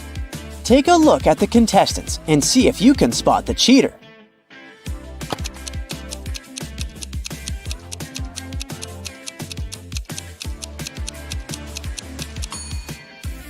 Look at the third woman in the row. Her cake is literally covered in powdered sugar. She was disqualified because she broke the no sugar rule.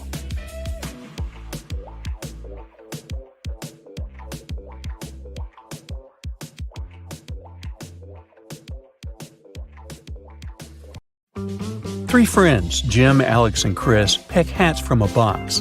In the box, there are 2 black hats and 1 white hat. Jim sees the hats on Alex and Chris. Alex only sees Chris's hat, and Chris can't see any hats. When asked if they know the colors of their hats, Jim and Alex both say no. Chris confidently says that he knows his hat is black. How has he figured it out?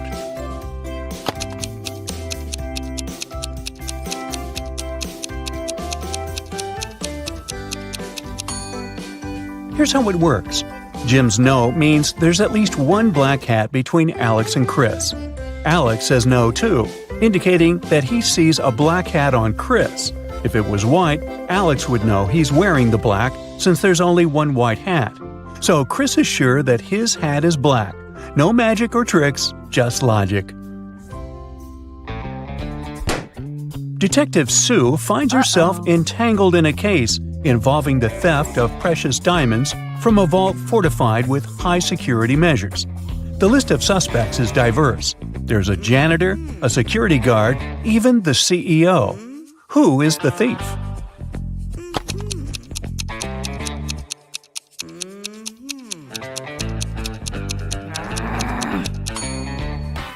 The thief is the janitor. Even in a high-security vault, the diamonds should still remain dust-free. The janitor's role involves cleaning them, so he had access to the jewels.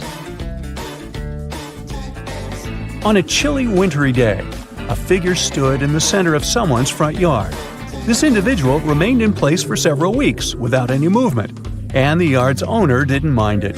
Eventually, this person was gone. Who was he?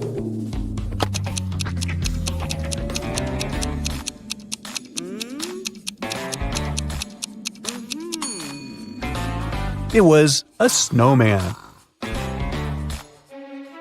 Meet Vampire Vlad. He invites his close nocturnal friends for a one-of-a-kind dinner gathering.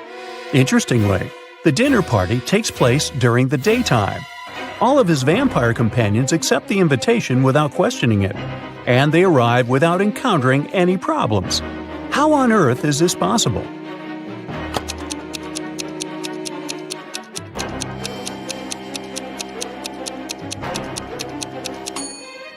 Well, it turns out Vlad is the master of planning. He chose to host his vampire friends during a solar eclipse.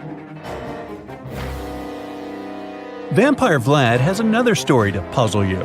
One day, he found himself on a remote island. There seemed to be no humans there. To his relief, he stumbled upon a thriving garden filled with garlic. Vlad smiled with contentment. Garlic is dangerous for vampires.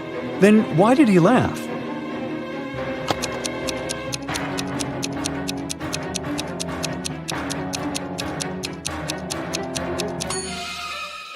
That garlic garden implied the presence of a skilled gardener on the island. There was a human somewhere around. This discovery kindled Vlad's hope of a future food source. Here's the last one of the vampire-themed puzzles. In a quaint village, 3 individuals cast shadows, but one claims to be a vampire. The townsfolk wonder which of these 3 is the true vampire. Well, who is the vampire?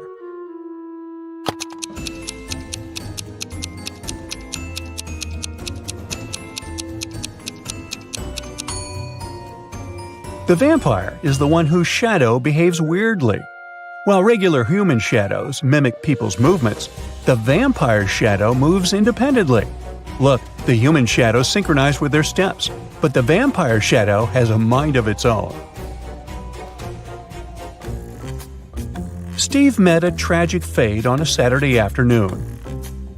His wife claims she was in the shower at that time. The chef says he was making breakfast, and the gardener was busy pruning hedges. Who is the likely criminal?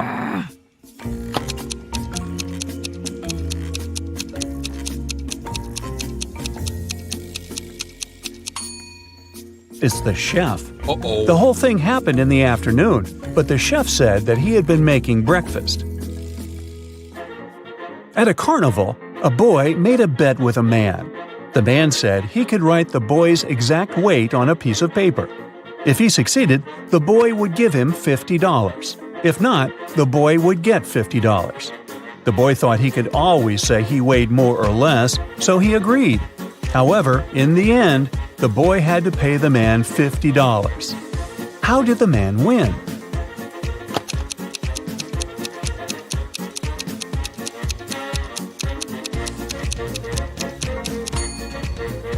The man wrote your exact weight on the paper, and that was exactly what he said he would do. A person finds themselves confined in a room with 2 possible escape routes. The initial exit is an arrangement of magnifying glasses that scorch anything passing through, because the sun is scorching. The second exit is guarded by a fire-spewing dragon, which is merciless to intruders. How can the captive make their escape?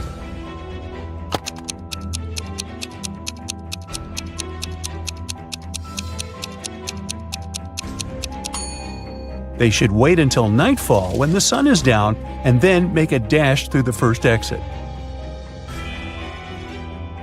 A criminal has been sentenced to face a fatal fate, and he is given a choice to meet his end in one of 3 rooms: a room engulfed in a blazing fire, a room occupied by assassins, or a room inhabited by lions that haven't eaten a meal in years. Which room should he select?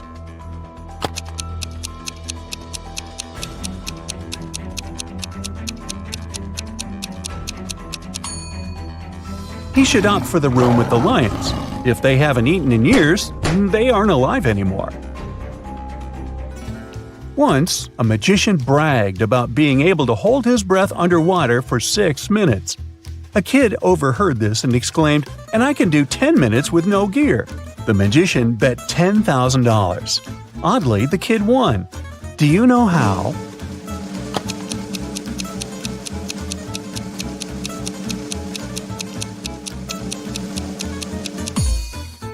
She was just holding a glass of water above her head for 10 minutes. A monkey, a squirrel, and a bird are having a race to the tip of a ginormous coconut tree, all of them eyeing a delicious banana at the top. Who's going to be the lucky winner here? The monkey, the squirrel, or the bird?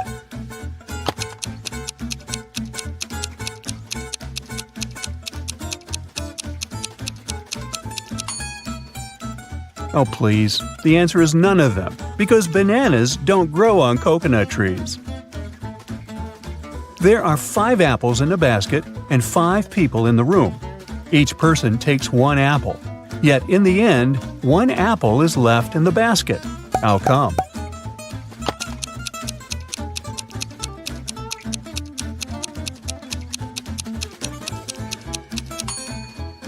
The last person took an apple together with the basket.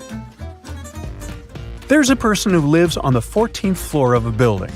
When they take the elevator downstairs, they stop at the first floor. When they go upstairs, they only go to the 10th floor. And after that, they use the stairs the rest of the way. But here's the twist. When they're in the elevator with someone else, or when it's raining, they go straight to the 14th floor. So what's the deal with this weird behavior?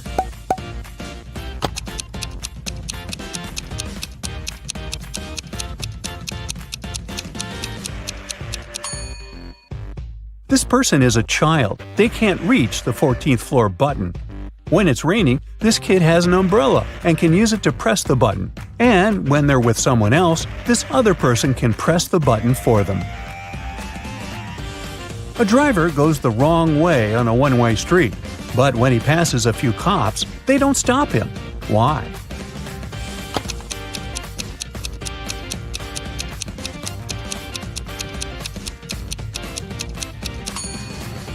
Because he's walking, not driving. 2 fathers and 2 sons go to the mall and then return home in a car. However, when they get out of the car at home, only 3 people exit. How is it possible? Did they forget someone at the mall?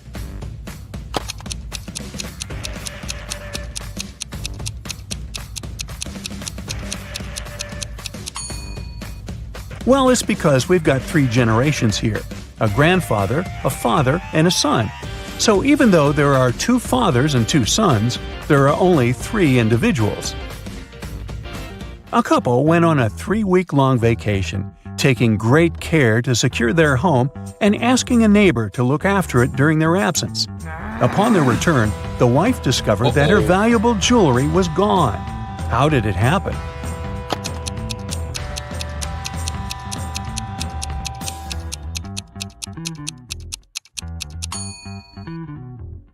She had hidden her precious jewelry inside the freezer in a bag with frozen food.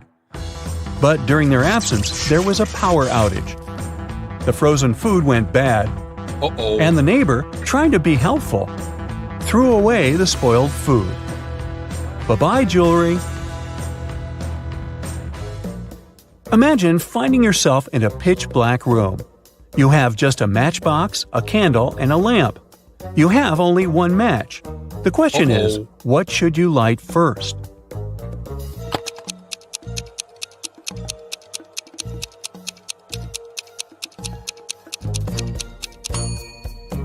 Easy peasy. You light the match first.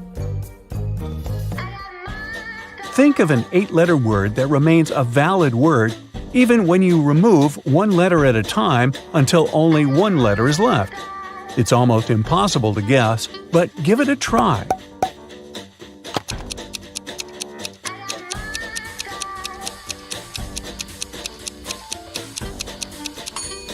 The word is starting. You can take away letters one by one like this: starting, staring, string, sting, sing, sin, in, and finally I. Did you find those tough? Let me know in the comments.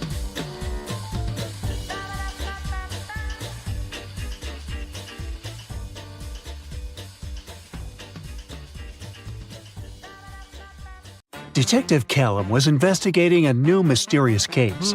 He was looking for clues in the attic of an old mansion when he suddenly heard a click. That's right, he got stuck inside. But it got worse. The room started to get filled with water. How can Detective Callum escape?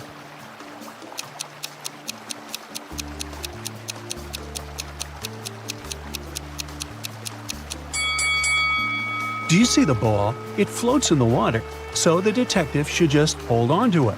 And when the water level gets high enough to reach that window in the ceiling, he'll just need to open it and escape. Now you will turn into a detective yourself. I'll show you some pictures, and you'll need to find some proof to confirm certain facts. For example, this. Haley lives in college and rents an apartment. One day, her mother comes to visit. She has suspicions that Haley lives with a boyfriend. Look at her apartment attentively. Can you figure out if she lives alone or with someone?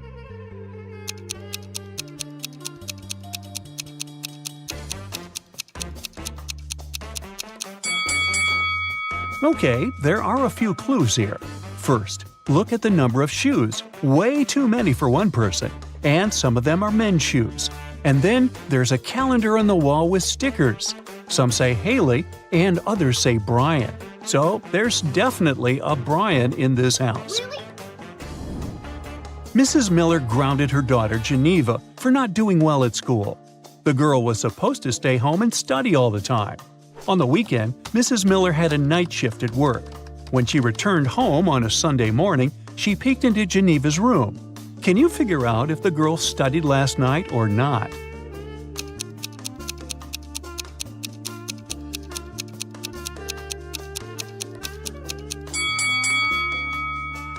There's a bowl with popcorn leftovers on the floor and 4 glasses. She definitely had some friends over. Jennifer rented out her guest house, and she specifically mentioned that pets weren't allowed to stay there. Still, she regularly heard some barking at night and started to suspect that her tenant had gotten a dog. One day she went to check the guest house. Do you think a dog lives here?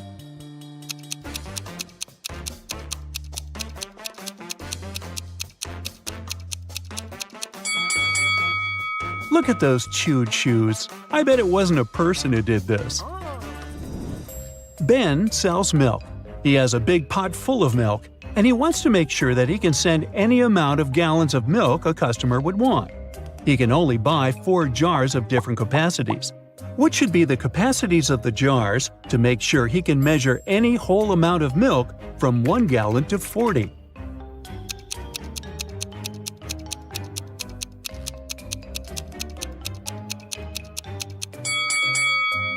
Where there should be 1 jar of 1 gallon capacity, so we get this one. Now, if someone wants to get 2 gallons, we don't need to have a 2-gallon jar. We can have a 3-gallon jar, fill it in, and pour 1 gallon into a 1-gallon jar. The rest will be 2 gallons. Now, the customer who wants 3 gallons is covered too. 4 gallons will easily be measured by those 2 jars. To get 5 gallons, we can buy a 9-gallon jar, pour out 3 gallons, and then 1 more. Everything from 6 to 13 gallons is covered by these 3 jars too. Now we need 14 gallons. So we can have a jar of 14 gallons plus 13 gallons, which is a 27-gallon jar. We get 14 by filling the 27-gallon jar to the brim and then filling the 9-gallon, 3-gallon, and 1-gallon jars. Using different combinations, any amount from 15 to 40 will be covered too. Oh, phew, that was tough. Let's take a break and solve something easier. All you need to do is think outside the box. Here's a sequence of numbers. Take a look. The question is, what comes next? It's not as difficult as it might seem.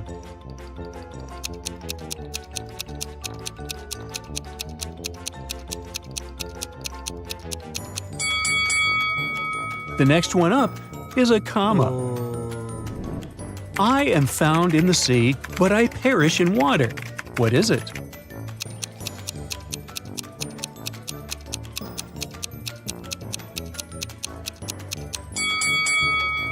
It's salt. 3 men, Jack, John, and James, were on a boat trip. The boat flipped over, but only 2 men got their hair wet. How is it possible?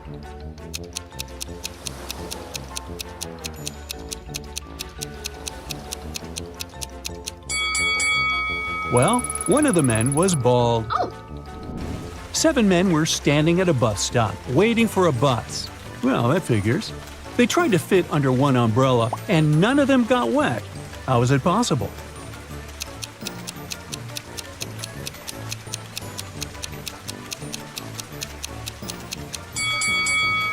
Well, it simply wasn't raining. Now, how about some matchstick puzzles? Here's the first one. Move one matchstick to make it correct.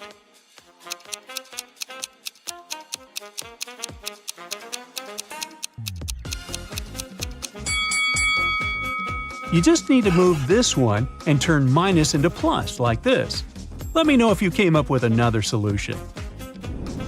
Okay, here's the next equation for you. And again, you can only move one matchstick.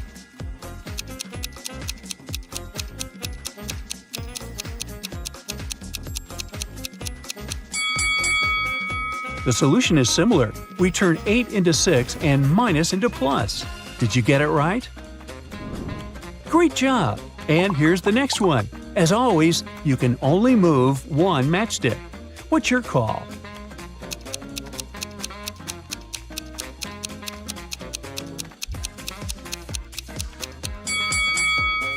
Now we should turn plus into minus, just like this. Okay, 2 more of these. Ready? This one is easy. Can you get it right?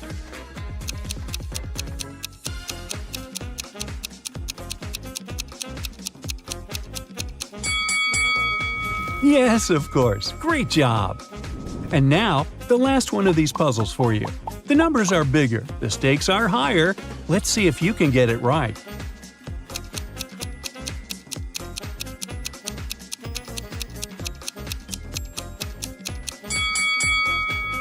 Okay, this is the solution. Did you get it right? Moving on. Esme was having her casual walk in the forest. She always got lost in that forest, and it happened yet again. But luckily, she found the house of the witch, who was already her good acquaintance. Esme asked the witch to take her home, but the witch wouldn't let her go without a task. "I want to play chess with you, but it won't be just a regular chess game. We will have superpowers. One of us will get the mind-reading ability, and the other will get the ability to see the future. Oh my god. You can choose your superpower first." Which superpower should Esme choose if she wants to have the best chances?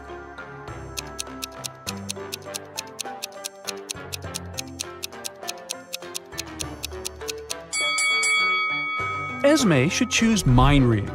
To figure out why, let's see how a chess player thinks. A chess player sees several possible moves. They're called candidate moves. For each of those moves, the player thinks of the possible responses of the opponent. The player judges which are good and which are bad, and then also thinks of their next move. So, the depth of strategic thinking and the ability to choose the best moves are what determines the winner. Now, if Esme has a mind-reading ability, she can see all the strategic calculations of the witch. Now, there are 3 possible outcomes. The first one is if Esme is a better player than the witch. Then she will easily win.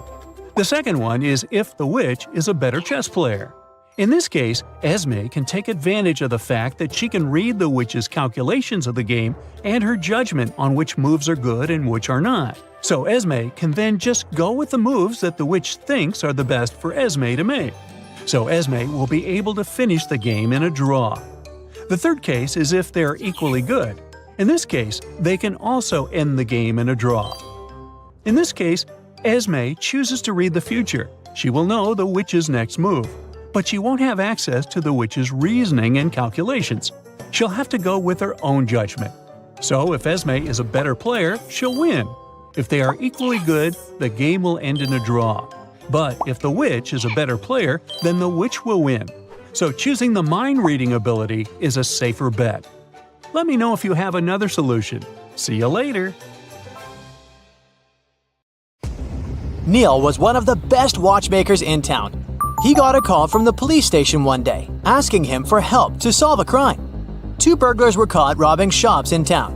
Amongst the things they stole, there were 2 watches. One of the burglars claimed that the watch they stole was a fake, so the police contacted Neil to see if that was really true. Take a look at both watches. Can you help Neil figure out which one is fake and which one is real?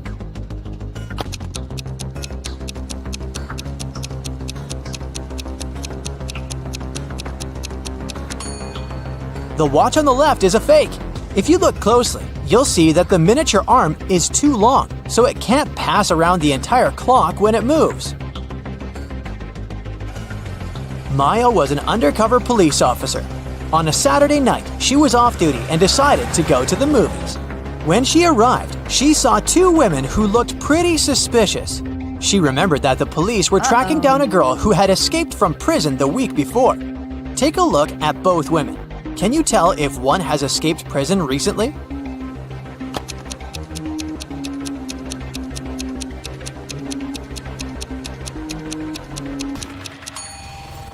It's the lady on the left. Her prison uniform is peeking through her coat. I mean, she should have at least changed clothes by now, right? Beth arrived at school and one of her best friends showed her a picture.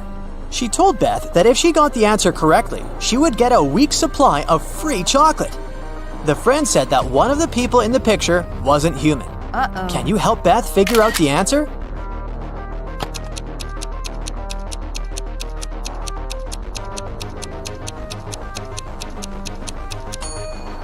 It's the boy in the middle. He doesn't have a shadow, which means he's definitely not human. Ruby was traveling around India when she decided to stop for some tea. As soon as she walked inside the tea shop, the owner placed 2 teapots in front of her. He told her she would get a free cup of tea if she could figure out his riddle. He told her that the first teapot contained enough tea for 40 cups and asked to figure out, just by looking at the pot, how many cups of tea it could carry inside. Take a look at the image. Can you help Ruby figure out the answer?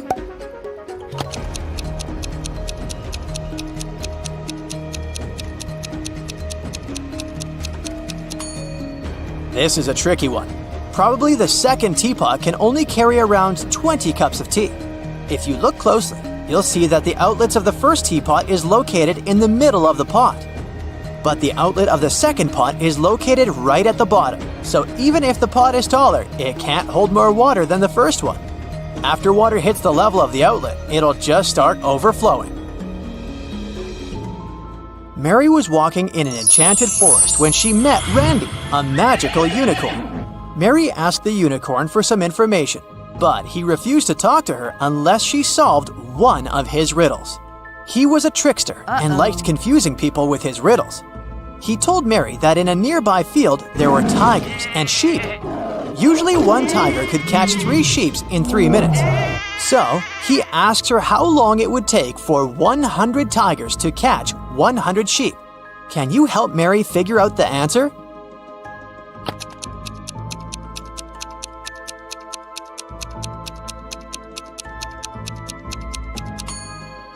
It would still take 3 minutes, because each tiger is still catching 1 sheep in 3 minutes. It doesn't matter if it's 3 tigers or 100. The unicorn was surprised by Mary's abilities and gave her another riddle to solve. He asked her to name the 5 days of the week without saying Monday, Tuesday, Wednesday, etc. She also couldn't say whether it was the first day of the week or the last. What do you think Mary answered here?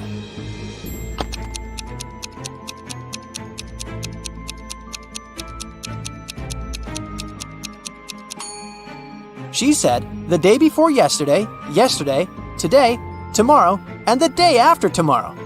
Clever girl, huh? Brianna was traveling on business, and her company put her in one of the best hotels in town. She arrived from work late at night, exhausted. She was getting ready to go to bed when she heard a knock on the door. When she looked through the peephole, she saw a man standing outside. The man said he was sorry for bothering her, but the hotel database had crashed and he needed to recheck some of her information. Brianna said she would be back in a moment, got away from the door, and called security. She said there was someone in the hotel trying to rob her. Take a look at the image. How did she know the man was a robber?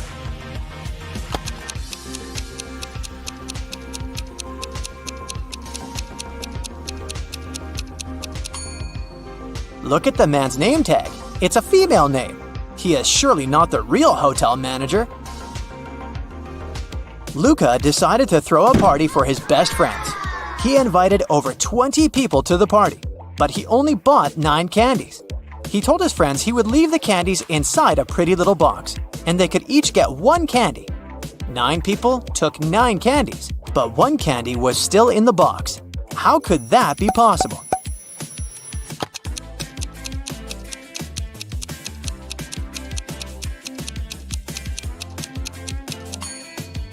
It's pretty simple. The last person took the candy and the box. This way, one candy remained in the box. Noah reported to the police that someone had stolen his red motorbike the previous night, right out of his garage. The police started to search for it and tracked 3 main suspects. Take a look at them. Which one stole Noah's motorbike?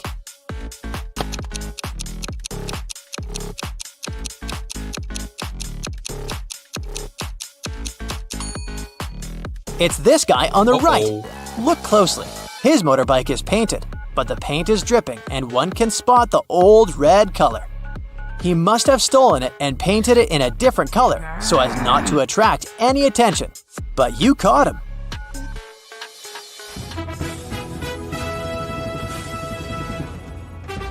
It's the finale of the Big Money Buzz Show, and Natalie is faced with a difficult task. There are 3 fish bowls, each one of them containing a different amount of gold bars inside. If she manages to put her hand inside one of the bowls and take it out, she can keep the gold bar. The first bowl has scalding hot water inside of it. The second is filled with flesh-burning acid. And the last bowl has a couple of venomous scorpions walking around. Which bowl should she choose?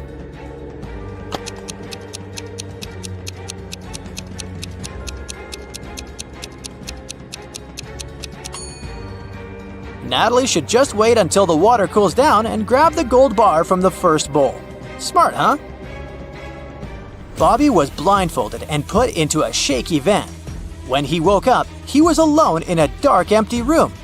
There was nobody there, but there were 3 envelopes on the floor. A post-it on top of the envelope said, "Each envelope contains a red capsule and 2 statements. In one of these envelopes, both statements are false. In another envelope, both statements are true. You have to choose the correct capsule to get out of this alive." He opened the first envelope, saw a capsule and the message, 1. Don't eat this candy. 2. Take the candy from the second envelope. On the second envelope, the note said, 1. Don't take the candy from the first envelope. 2. Take the candy from the third envelope. And the last envelope said, 1. Don't eat this candy. 2. Take the candy from the first envelope. Which capsule should Bobby take?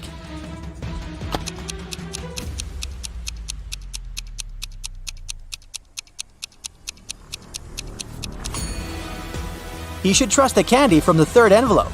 Let's see why. The first message of the first envelope is true, while the second is false. Both messages from the second envelope are true. This leaves us with 2 false statements on the third envelope. The manager of a gift shop got a call from the police station. The police told him there was a burglar on the loose. He dressed up as the Joker and was robbing local shops. But since it was Halloween, a lot of people were walking dressed up as the Joker. At that moment, 4 Jokers entered the shop. The manager got suspicious, so he made the people stand in a line while he examined which one of them was the criminal. Take a look at the image. Can you guess which Joker is the real thief?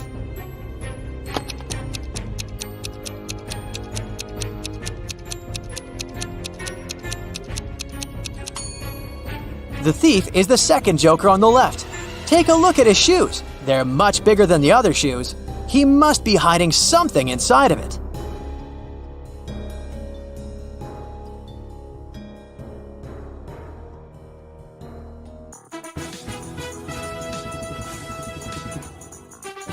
Bobby was invited to take part in a famous game show. If she got all the answers correctly, she would win the prize of $1 million. For the first round, she needed to match the bird in the image with its correct shadow. Can you help her out?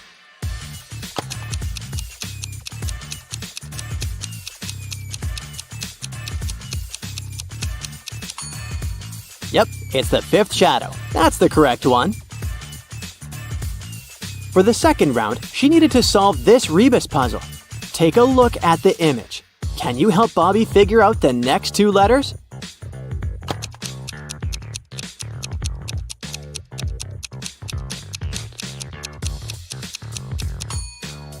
The answer was staring her right in the face, quite literally.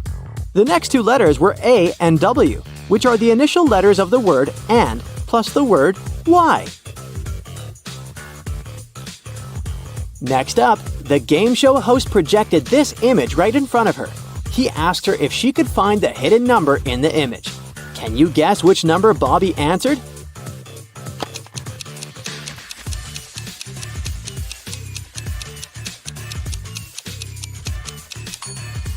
Number 2. It was hidden right there in the middle. Since Bobby was getting everything right, the game show presenter decided to make the riddles more difficult. He asked her how many circles were in this image. Can you help her out here?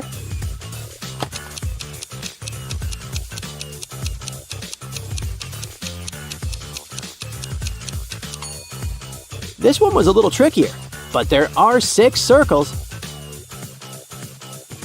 Bobby was getting closer to the final round, so the host decided to make her life a bit more difficult. He picked a riddle that 90% of the people failed to know the answer to. Take a look at this image. The host asked Bobby to cut the main object in the image into 4 equal parts. How could Bobby do that?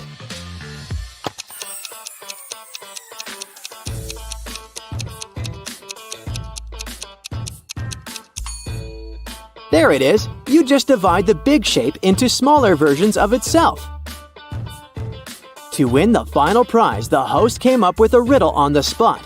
He asked Bobby, "On my way to Berlin, I saw a man with 7 wives. Each wife had 7 sacks. Each sack had 7 cats. Each cat had 2 kittens. How many were going to Berlin?" Can you help Bobby figure out the answer to this riddle?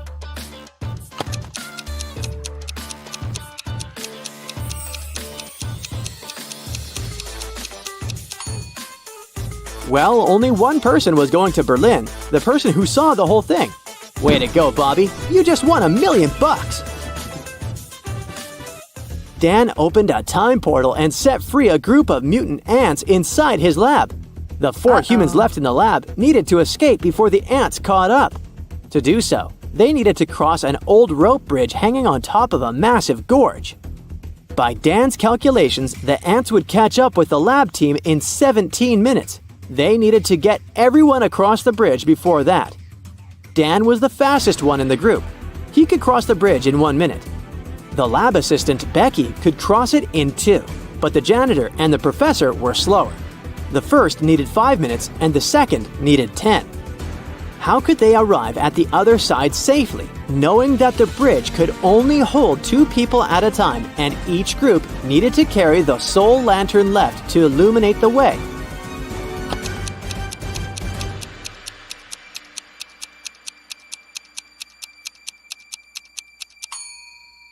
Here's how it works. Dan and Becky cross first, carrying the lantern. After 2 minutes, both of them are across the bridge and Dan, the quickest, runs back with the lantern.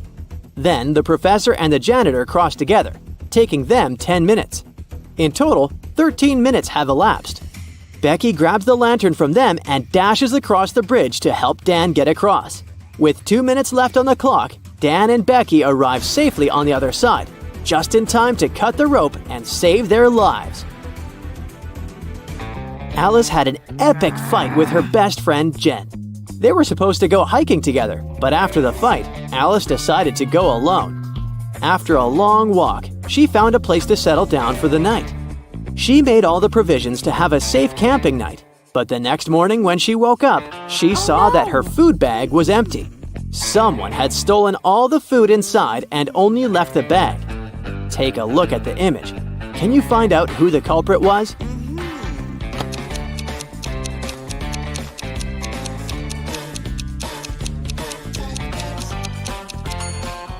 Well, although there were animal footprints on the floor, none of these animals were big or tall enough to reach Alice's bag hanging on the tree. But hey, what's that? It looks like Jen's hairband. She must have followed Alice and decided to prank her by stealing her food.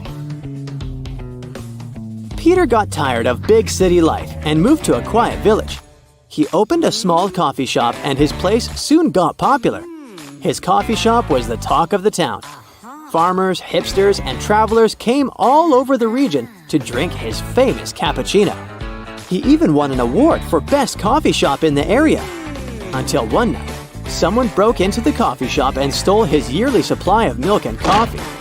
Peter decided to investigate on his own and interrogated 4 suspects. Dylan, a painter, said he'd been out of the city that night. Leah, who worked at the coffee shop, said she had been working on a personal project all night long. Vanessa said she'd been rehearsing a dance for the upcoming New Year's presentation. And Jason, a farmer, said he'd been taking care of his cattle. Take a look at the suspects. Can you figure out who's the culprit?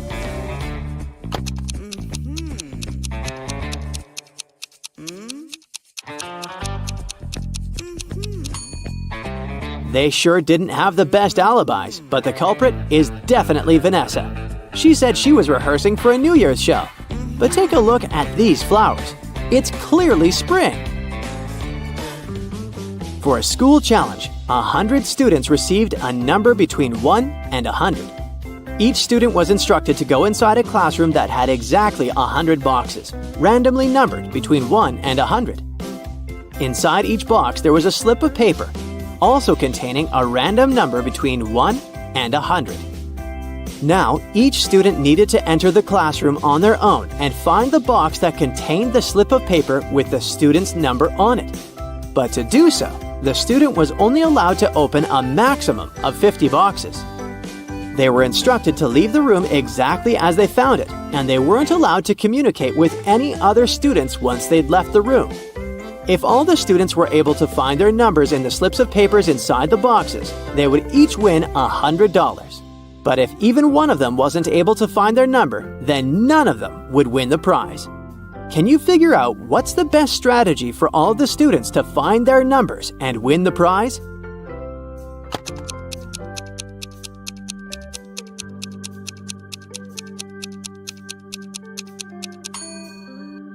This riddle sure isn't obvious, but let's check out how it could work. If each student searched for their numbers randomly, they would each have a 50% chance of finding the box with their number inside. This is so because there were 100 boxes and they were allowed to look inside 50 of them. However, the probability of all of them finding their own number following this random strategy is absurdly small. So, to increase their chances of collectively finding their numbers, they would need a better strategy. The students could use something called the loop strategy. Once entering the classroom, they should go directly towards the box that had their number on top of it. The number inside probably wouldn't be their number, but that's okay. They should check the number inside the box and go look for the box with that same number on top of it, and so on and so forth. They should keep doing this until they find the slip with their number on it. This strategy means that 31% of the time, all students would be able to find their number and win the prize. It's not a huge probability, but hey, at least they'll have fun trying to figure all of this out.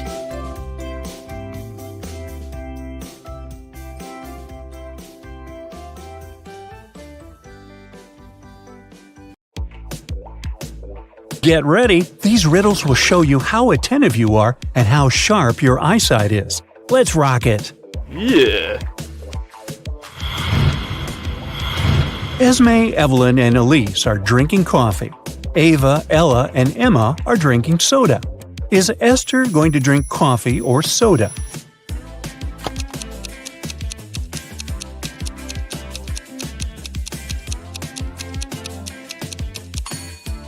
Esther is going to drink coffee. The letter E in her name is used twice, just like in the names of the other coffee drinkers. Here's a tough question. Look at the picture and choose what or who you'll say first.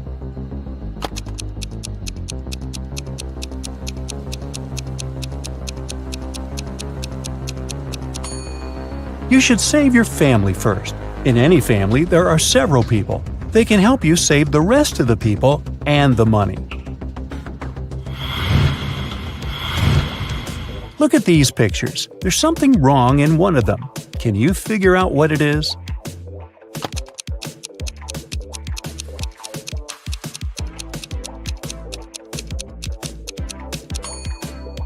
This woman is eating the soup with a fork. Well, that's not a very successful strategy. Let's look at this picture. At first, there may seem like there's nothing in it but 3 bright stripes of different colors. But if you squint, you might find something else there.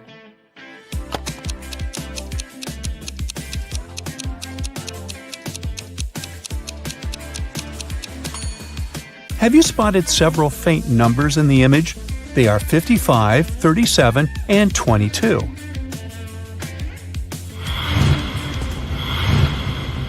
What do you think? Who's in greater danger here?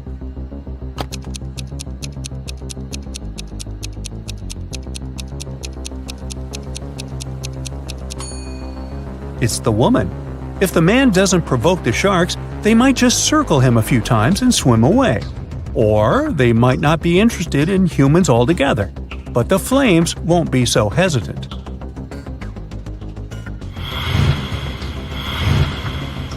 Stephen's family was away for the weekend. When they came back, they found Stephen injured and unconscious in the living room. The maid said she had been cleaning the house all morning and then had taken a nap in the afternoon. The cook told the police he had been making a food inventory in the afternoon. And the driver said he had been away, driving the kids to a museum. Who has something to do with the accident?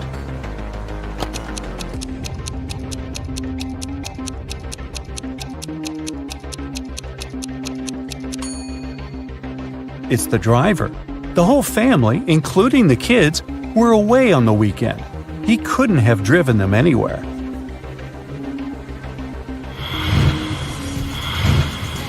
Now, are you witty enough to crack the following riddle? What tastes like an apple but is green in color?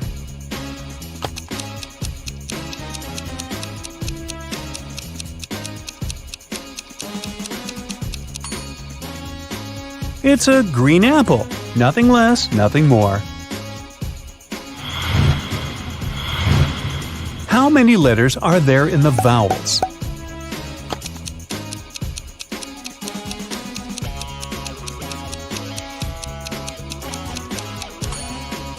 There are 9 letters. Count yourself. The vowels.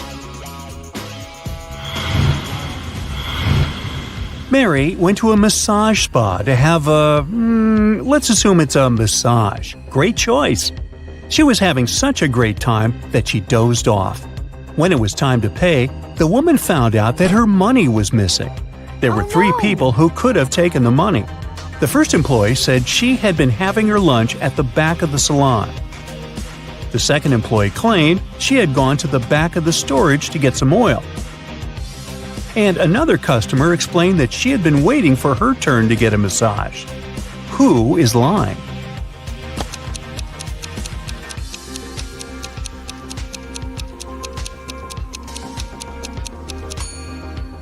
The second employee. Why would she need to go to the storage if she has a few bottles of oils right there? Which banana, in your opinion, is the best and ready to be eaten?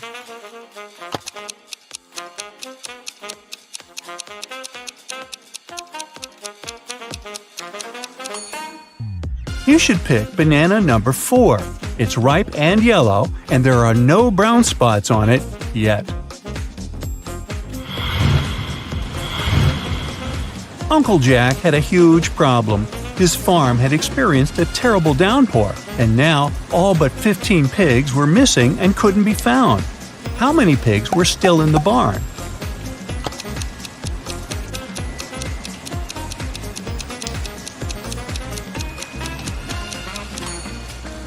$15.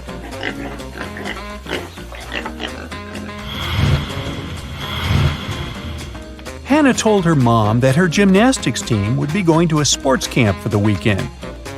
Her mother thought it was a lie, and Hannah would spend the weekend with her boyfriend instead. And still, she helped her daughter pack her bag and didn't say a word. When Hannah came back from her weekend away, she complained to her mom that she had forgotten to pack a toothbrush. That's when her mother made sure Hannah was lying. But how did she understand it?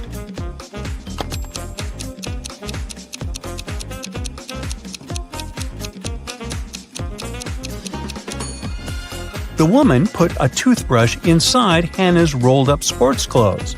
If the girl had indeed gone camping, she would have unpacked these clothes and found the toothbrush. Can you figure out what is dark but made by light?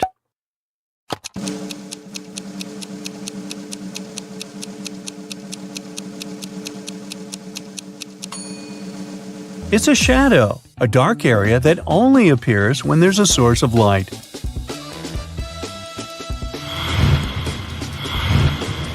Buckets, barrels, baskets, cans. What can you fill with empty hands?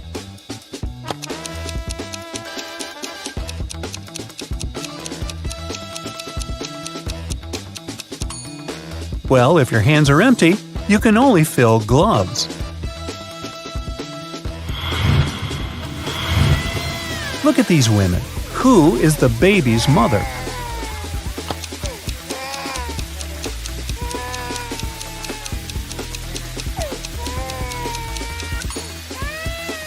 It's the woman on the right. Have you noticed diapers lying in the corner?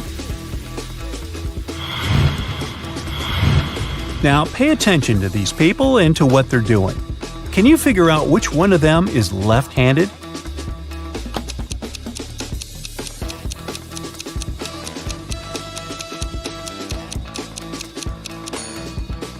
It's the waitress. She serves with her left hand. That's why she needs to hold the tray with her right hand.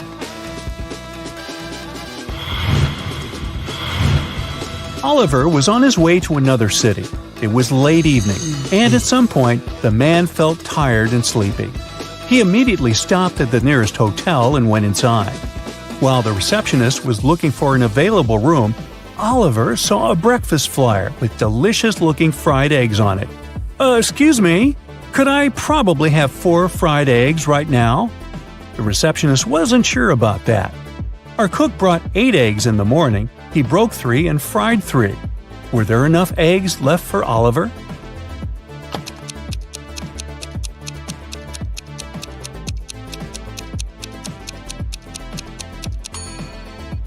The cook broke 3 eggs and cooked them.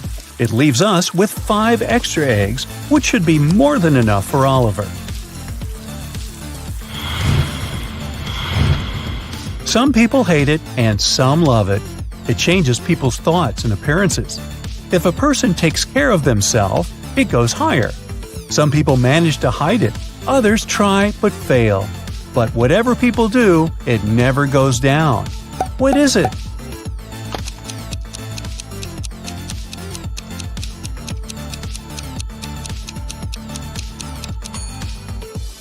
It's their age. When Matt was 8 years old, he hammered a nail into his favorite tree in the garden to mark his height. Then his family moved away, and he couldn't check how fast he was growing anymore. 10 years later, at the age of 18, Matt decided to come back to find the tree. If the tree grows 2 inches a year, how much higher is the nail now?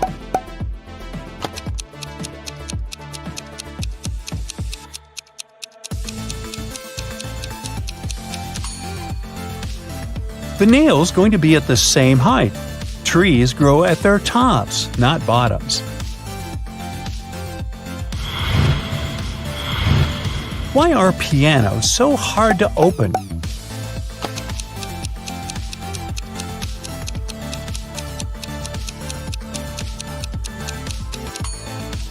The keys are inside.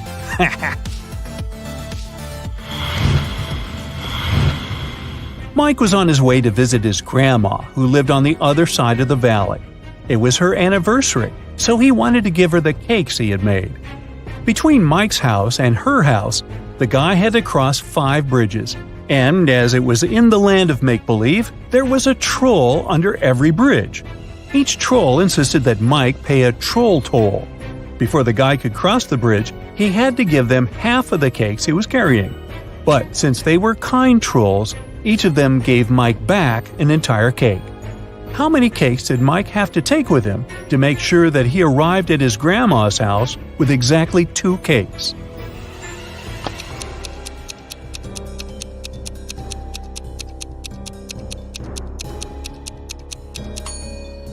Mike needs to take 2 cakes.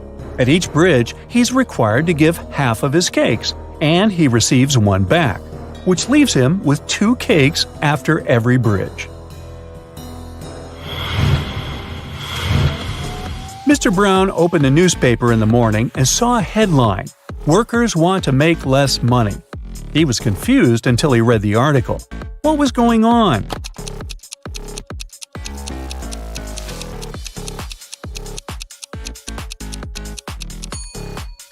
The workers who wanted to make less money worked at the mint and were tired of being overworked.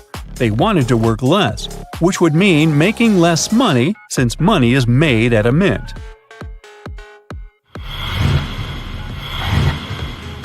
A frog is at the bottom of a well. To get out of it, it needs to climb 30 feet. Each morning, the frog jumps 3 feet up the path, but each night, as it sleeps, it slips 2 feet back down. Thus, at the beginning of the first day, the frog has 30 feet to go. At the beginning of the second day, it has 29 feet to go, and so on. How many days will it take the frog to get out of the well?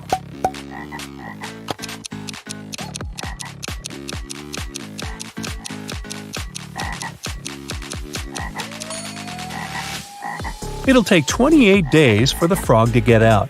In other words, it will get out on the morning of the 28th day. This is because at the beginning of this day, the frog has 3 feet left to travel.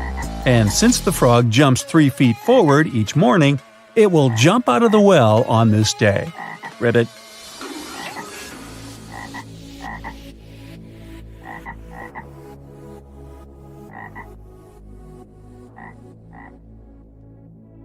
Well, have you been looking for a chance to put on your detective hat? Well, here you go. A new portion of tricky riddles to sharpen your mind.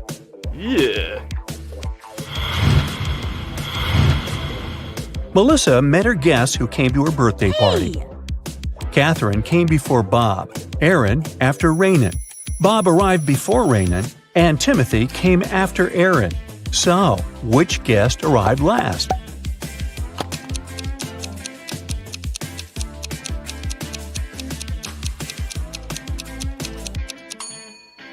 Timothy was the last one to come.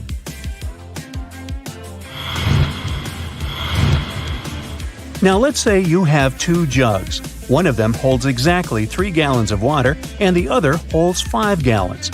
With the help of just these 2 jugs and a fire hose, how can you measure out exactly 4 gallons of water?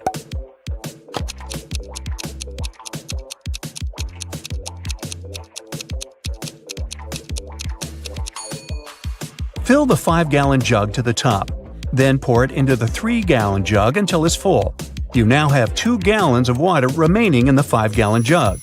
Pour out the water from the 3-gallon jug and then pour the 2 gallons from the 5-gallon jug into the 3-gallon one. Finally, fill the 5-gallon jug to the top and pour it into the 3-gallon jug until it's full. There was only enough space left for 1 more gallon in the 3-gallon jug, so you now have exactly 4 gallons in the 5-gallon jug. Look at this image attentively and try to find a mistake.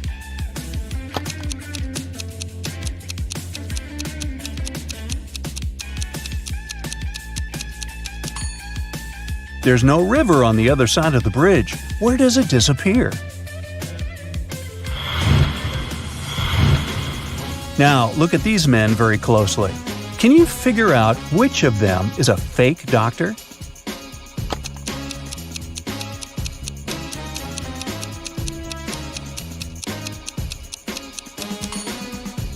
The doctor on the left may be wearing casual clothes, but he has his badge on, which probably means he was called to work urgently and didn't have time to change. He's also holding a stethoscope. The doctor in the middle is holding a spoon. But even though it looks suspicious, he has just given a child patient some cough syrup. You can also see a badge on his uniform.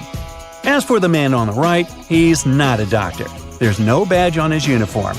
And if you examine him more attentively, you'll notice the police uniform under his white coat. He's most likely a police officer undercover. Christy poured herself a full cup of tea and drank half of it. Then she filled the cup with milk. Then she drank half of the drink again. Then she refilled it with milk again and drank the rest of it. Can you figure out if Christy drank more tea or more milk?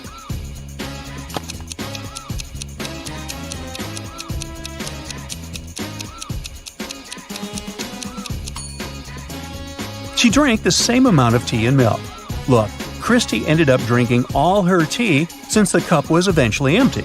Christy refilled the milk 2 times, and every time it was half a cup of milk, totally a full cup of milk.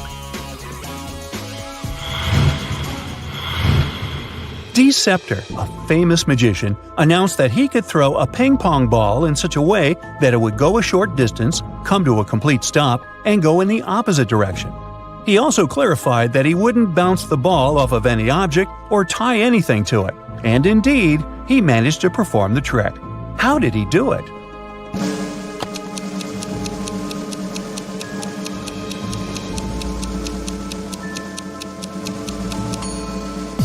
He threw the ball straight up into the air.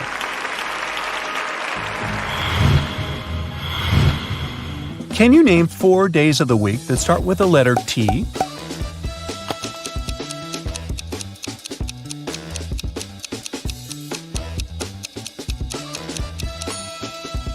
These days are Tuesday, Thursday, today, and tomorrow.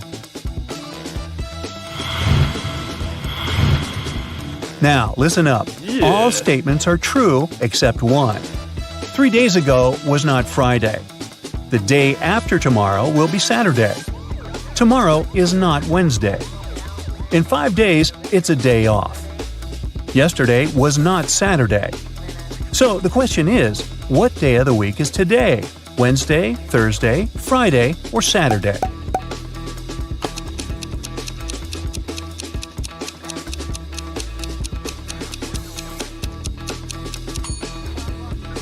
It's Thursday. Let's see how we can figure it out. 3 days ago was not Friday. If this statement is true, then today is not Monday. The day after tomorrow will be Saturday. If it's true, then today is Thursday. Tomorrow is not Wednesday. Then today is not Tuesday.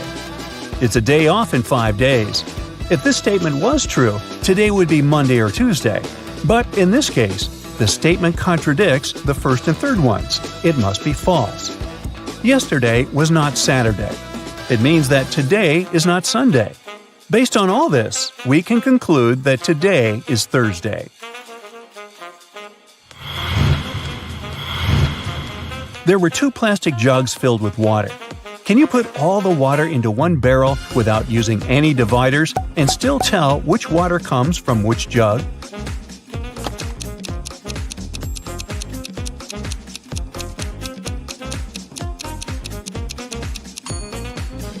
You can do it by freezing the water in one or both jugs and then cutting the plastic away, leaving only the ice. After that, you can put the chunks of ice into the barrel. This way, you'll be able to tell which water comes from which jug. A farmer in Florida owns a beautiful pear tree. He supplies fruit to a nearby grocery store. One day, the store owner calls the farmer to check how much fruit is available for him to buy. The farmer knows that the main trunk has 24 branches. Each branch has 12 boughs, and each bough has 6 twigs. Since each twig bears 1 piece of fruit, how many plums will the farmer be able to sell?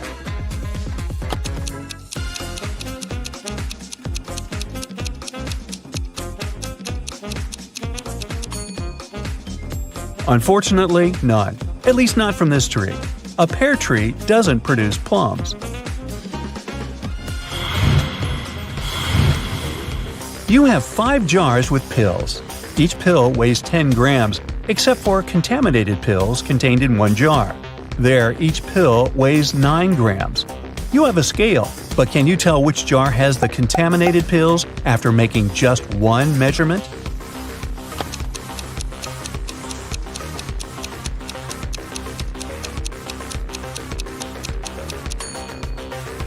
To find the contaminated pills, you should follow the following steps.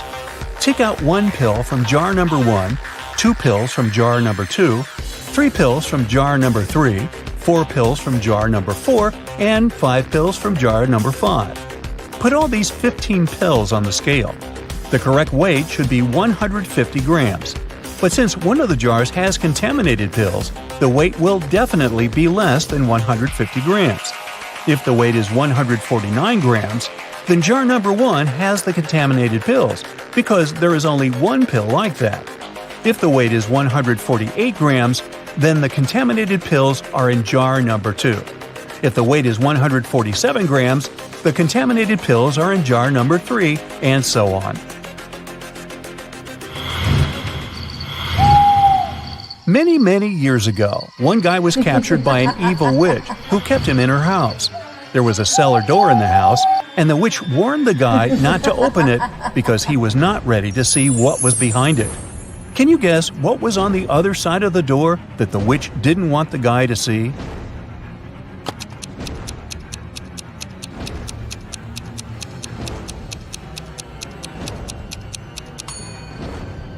The guy was actually locked in the cellar, and on the other side of the door was the rest of the house and the outside world. The witch just didn't want the guy to escape. One day, a boss told his employees, "I can fight and beat any man who works here." A new employee, a tall ex-prize fighter, decided to challenge the boss. Interestingly, the boss won the bet, even though he didn't defeat the man. What did the boss do?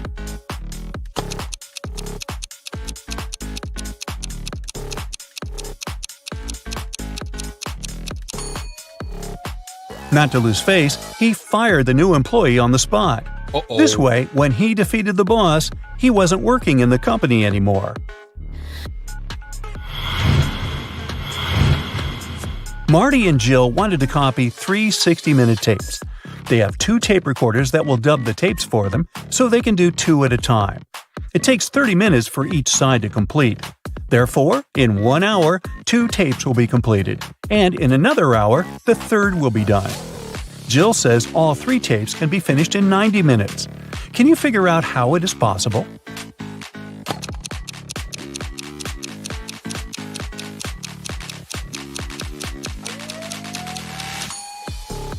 Let's call the tapes 1, 2, and 3 with sides A and B.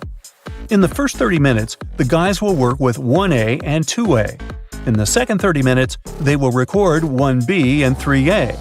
Now, tape 1 is completed. Finally, in the last half hour, they will do tape 2B and 3B.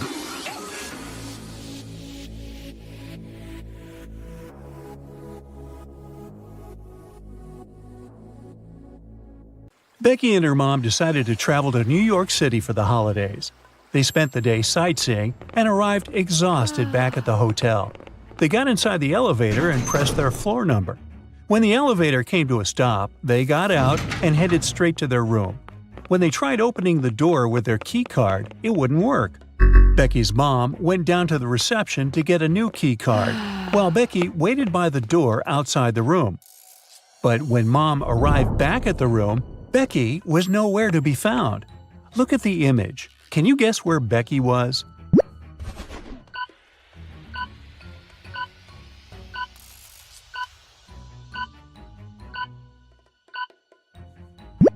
The whole thing was a big misunderstanding. Becky and her mom got off on the wrong floor. That's why, when they tried opening the hotel door with their keycard, it wouldn't work. It took them a while to figure that out, though. Poor things, they must have been really exhausted. Now Amy found herself in the middle of a burning room. There was fire all around her, and she needed an escape route. The room had no doors or no windows. There was nothing to climb or stand on. Even so, in a matter of seconds, Amy was in the front yard and had escaped the fire completely. How did she manage to escape?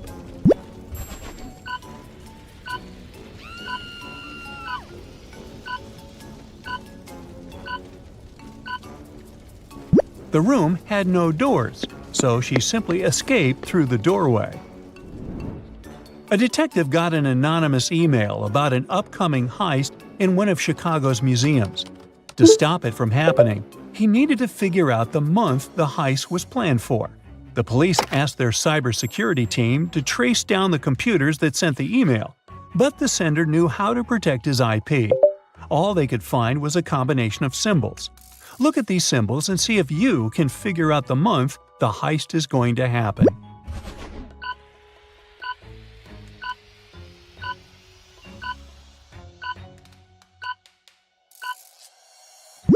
I know, they look so random. But let's see. A jar stands for J, a ukulele stands for U, a nugget stands for N, and an eggplant stands for E. It's June, y'all! Now Peter here is being blamed for stealing a ring at a fancy jewelry store. He posted a bunch of pictures online with the ring, and the police tracked him down. When he was interrogated, he said that the ring belonged to his late wife. He even showed the police a picture of his wife wearing the ring. Look at the picture. Can you figure out if Peter is lying?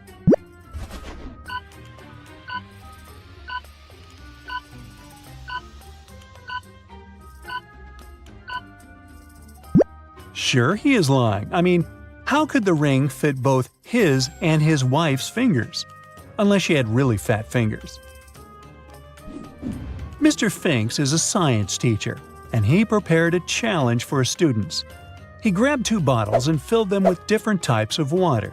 The first bottle was filled with hot water, and the second bottle was filled with normal temperature water. He asked his students which water would cool down first and promised an A to whoever managed to figure that out. Can you take a guess?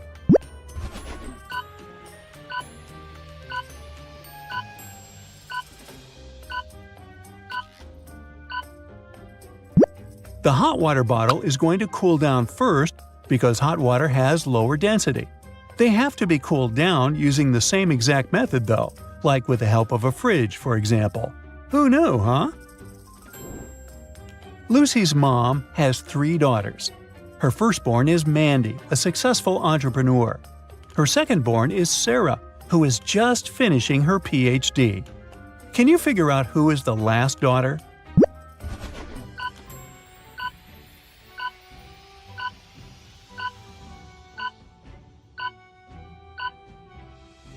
It's Lucy. Duh, we started the whole thing talking about Lucy's mom. Dr. Mallory was doing a study with some of his patients. For his next study, he called 2 young boys. First, he collected their data, names, date of birth, height, and weight. Then he put them in a room together. He told them that he would leave them alone for the next 5 hours without anything but a jar of juice. He told them they could not drink the juice and neither talk to one another. When he came back after 5 hours, one of the boys had drunk the juice. He asked them which one of them had done it, but none of them admitted to being the culprit. How could the doctor find out who drank the juice?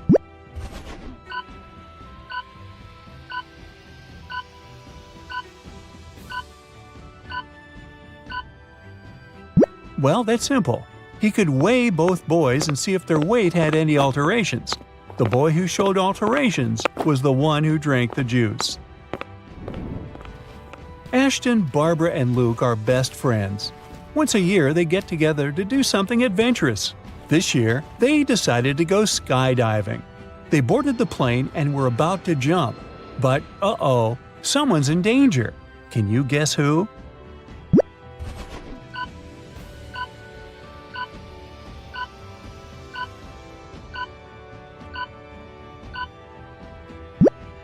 It's Ashton. Look at his backpack. He's wearing a regular backpack instead of the proper skydiving one. He must have gotten distracted when they were dressing up. Taylor hosts a game night at her place every Wednesday with her friends. She prepares beverages and finger food for everyone. That night, she even bought a new set of cards for them to play their favorite game. Every player must draw 2 cards, and then they count who gets the highest sum. But during the first round, they noticed that the number 6 card was missing. They all revealed their cards, and indeed, there was no number 6. After a few minutes, Taylor started laughing, saying she had found the card. Take a peek at the image. Can you guess where the card is?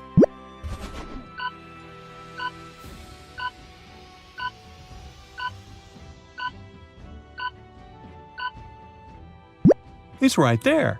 That card is not a 9, it's a 6. It was just turned upside down. Ricky has made a career of busting myths. One day, he got a call from a neighborhood watch saying there was some spooky activity going on in the town's abandoned manor. Neighbors complained about hearing screams, and one person even said they saw a ghost in a clown costume. Ricky went to check it out. Inside, he traced the noises all the way to the attic. The first thing he found was a broken music speaker, replaying the same part of an old song. Then he saw a clown costume in an open closet. Below the costume, there was a can of spray paint. Ricky gathered 3 suspects and interviewed them to find out who was trying to spook the entire neighborhood. Freddie, an independent filmmaker, said he was out of town to shoot a movie. Bianca, a local teacher, said she was terrified of abandoned places and would never put on a joke like that. Gabriel, an artist, said he was putting on his new show and didn't have time to fool around like that. Look at the suspects. Can you find out who is the culprit?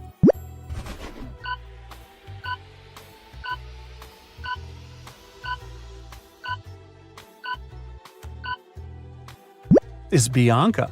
The rim of her pants is tainted red, just like the spray paint that Ricky found in the attic. She must have forgotten one of her cans when she broke into the manor.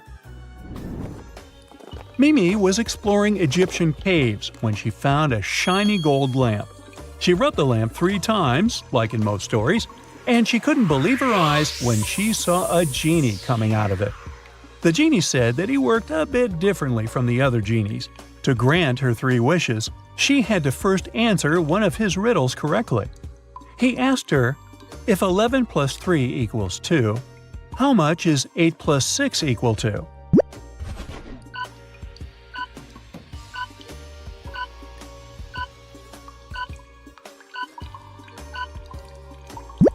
She needed a watch for this one. 11 o'clock plus 3 equals 2 o'clock. 8 o'clock plus 6 equals 2 o'clock too. That's a lot of 2s. Hey now, Brightsider! How about a fresh portion of mind-challenging riddles? Great! Then let's get down to work. Yeah! Look at this picture attentively. Can you figure out the answer to this unusual equation?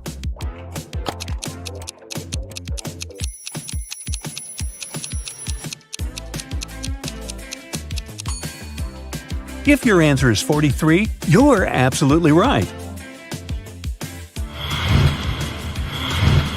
Which word would you use to describe a person who doesn't have all their fingers on one hand?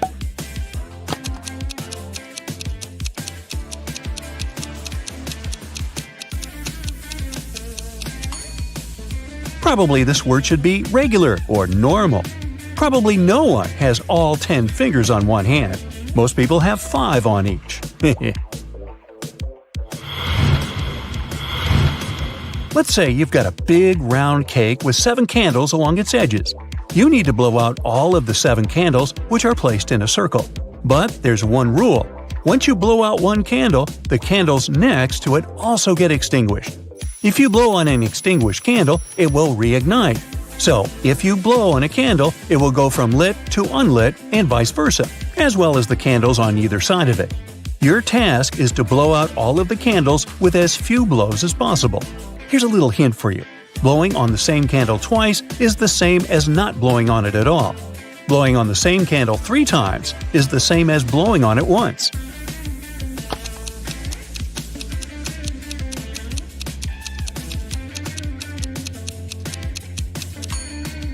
You need to blow on each candle once. Start from any of them and continue around the circle. You will relight several candles, but eventually all the candles will be extinguished by an adjacent blow. Uh-oh, what a strange situation. I'm sure it's some kind of misunderstanding. Can you figure out what's going on here?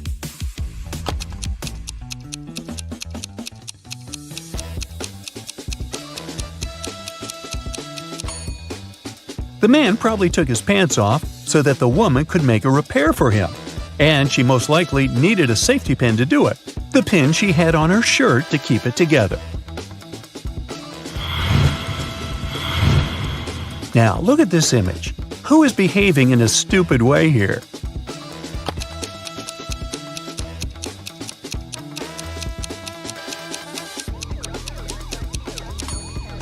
It's the woman on the right. Not because she puts the baby in the pool, but because she has not checked the water temperature before doing it. That's exactly what the woman on the left is busy with. Look at these people. One of them has robbed a bank. Both of them have their wallets open and are showing what's inside. Can you figure out which person is the criminal?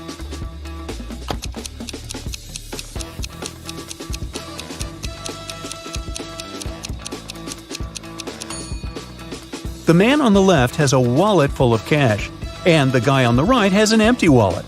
But if you look at him attentively, you'll see a dollar bill peeking out of his pocket. So he must be the thief. Imagine getting stranded on a deserted island. Ew, sounds scary. Do you think this man will survive there, wild animals and all?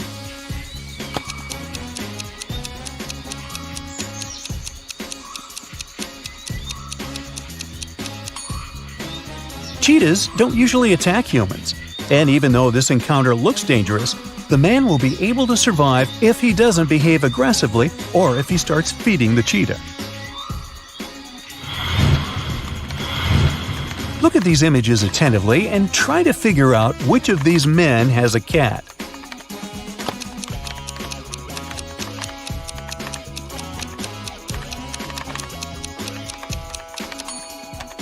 It's obvious that it's the man on the right. Even though the guy on the left has a cute poster with a feline on the wall, he might just be a cat lover. But in the room of the man on the right, you can spot quite a few scratch marks on the wall. This man called the police and told them that someone had broken into his house and robbed him. But the police suspect that he is lying to claim the insurance money. Can you figure out why they are suspicious?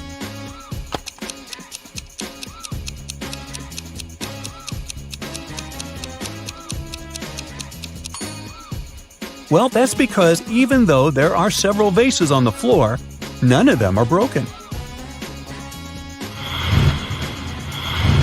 Look at this beautiful wedding photo. Ah, they look so happy and in love. The only problem is that one of these people is from another planet. Have you spotted them?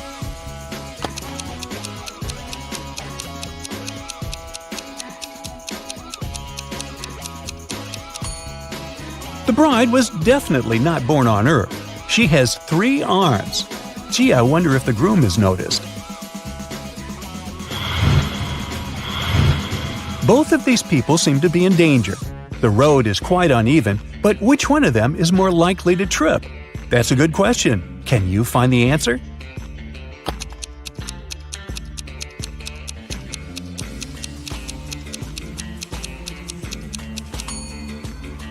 The visually impaired man is careful and uses his white cane to find the safest way.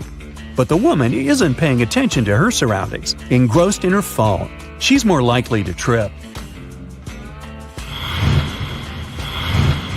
David was born on the 25th of December, but strangely, he has always celebrated his birthday in the summer.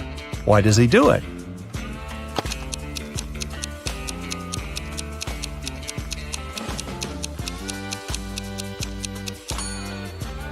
David lives in the southern hemisphere. In December, it's summer there. Now look at these girls. Can you deduce which of them has a dog?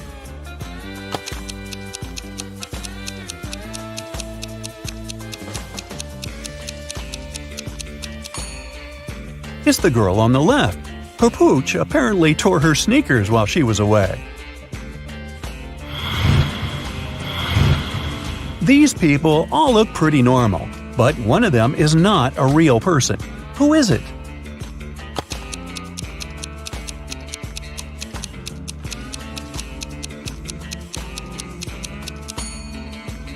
It's the guy in the middle. Look attentively, and you'll see that he doesn't have a shadow. Why was every single person allowed on the party bus except for 2 people?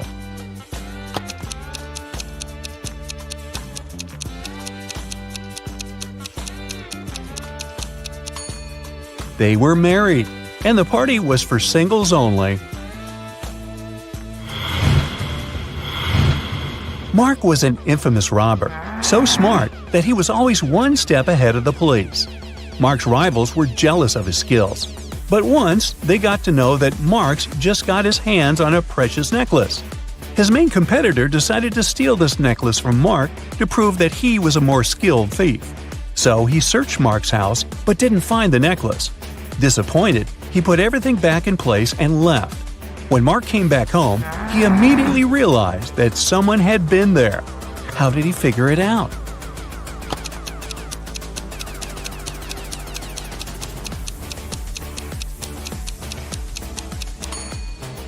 The bed is the clue.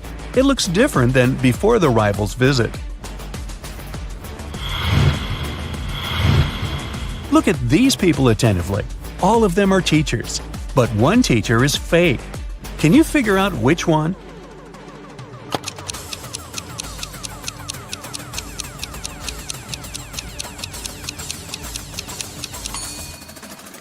It's the guy on the left. Can you see his portrait over there on the wall? He's a wanted criminal. Now look at these 2 teachers. Which of them is a criminal?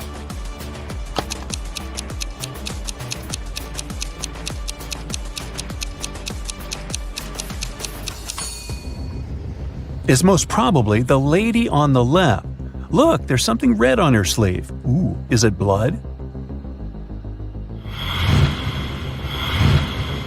Michael had a powerful enemy who was a dark wizard.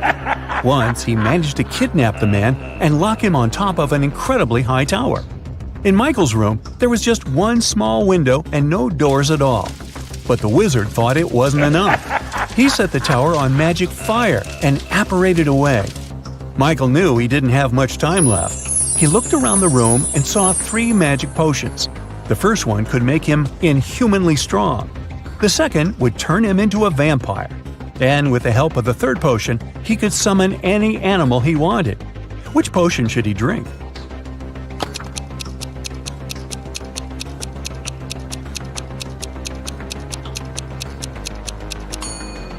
Even if he destroyed the tower with his newly acquired strength, it wouldn't help him with the magic fire. No animal could help him escape from the tower. But if he chose to become a vampire, he would be able to turn into a bat and simply fly away.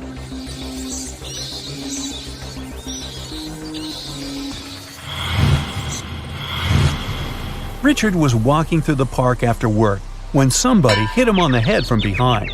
When he woke up, he was in a well. Luckily, there wasn't too much water in it. But as soon as Richard tried to climb out of the well, he realized that the walls were too slippery. The man noticed a rope with a bucket tied to it. The bucket was hanging pretty low, but try as he might, Richard couldn't reach it. However, in 15 minutes, the man was running away from the dangerous place. Can you figure out how Richard escaped?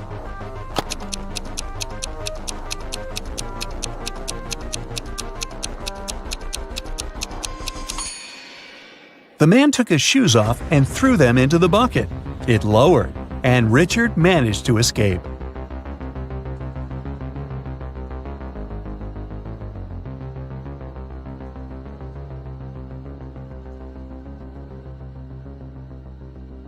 Audrey lives alone in a condo in Boston. She wakes up in the middle of the night because of the loud music coming from one of her neighbor's apartments. She doesn't know exactly which apartment it comes from. So the next morning, Audrey asks her 3 neighbors what they were doing the night before.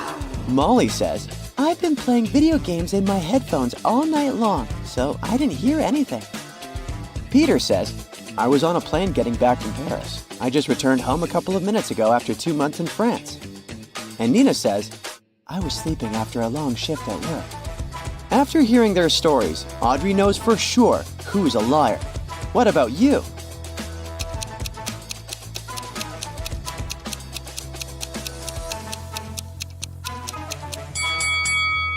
It's Peter.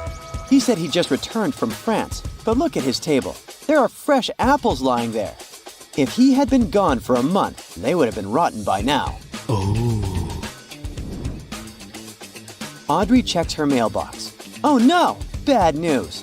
The building where she rents her apartment is about to be demolished. She has only a week to find a new place and move out. Audrey starts searching online, but unfortunately, she forgot the password for her rental website account. She only remembers that this word is a tasty and sweet fruit that can give you a lot of energy. And you can also find it in your calendar. Can you crack the code?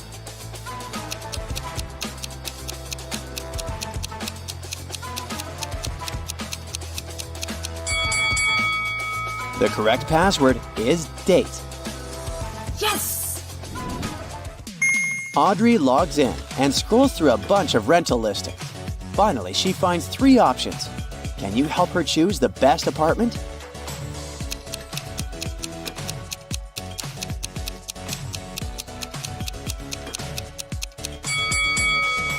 According to the description, the first apartment was built in 1023. Wow, it must be very ancient. Boston didn't even exist then. It's probably a scam. Take a closer look at the couch in the 3rd apartment. Can you see bed bugs? Ew! These nasty guys are not the best roommates. So, Audrey should pick the 2nd apartment. Okay. Audrey books this new apartment, but unfortunately, she doesn't have enough savings to provide the requested deposit. She decides to take part in a game show. The winner will get $50,000. Audrey is doing pretty well, and finally, it's time for the last task. Audrey has to put her head in one of these 3 boxes. There are sparking electrical wires in the first one. There's a Venus flytrap in the 2nd box. It's a carnivorous plant. And there are dozens of venomous scorpions in the 3rd box. Can you help Audrey win the prize and stay safe?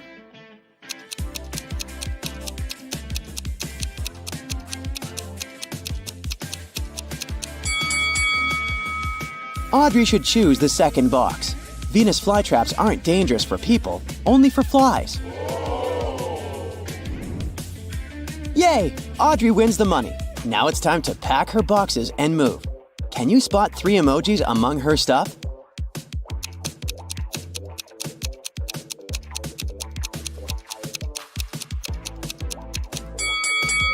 Here they are. Audrey goes to her favorite coffee shop to have a break. Let's see if you can find 3 emojis in this location.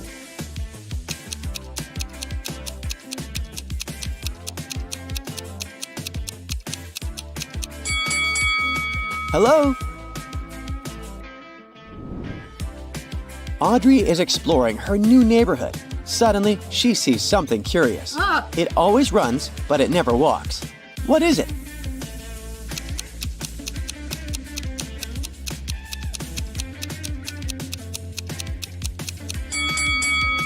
It's a river.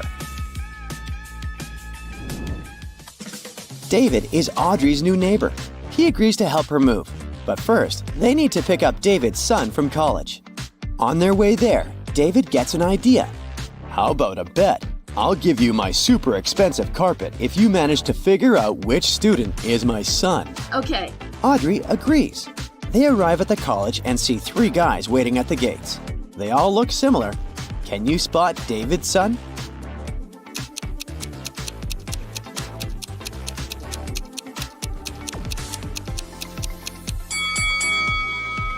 It's the student on the left.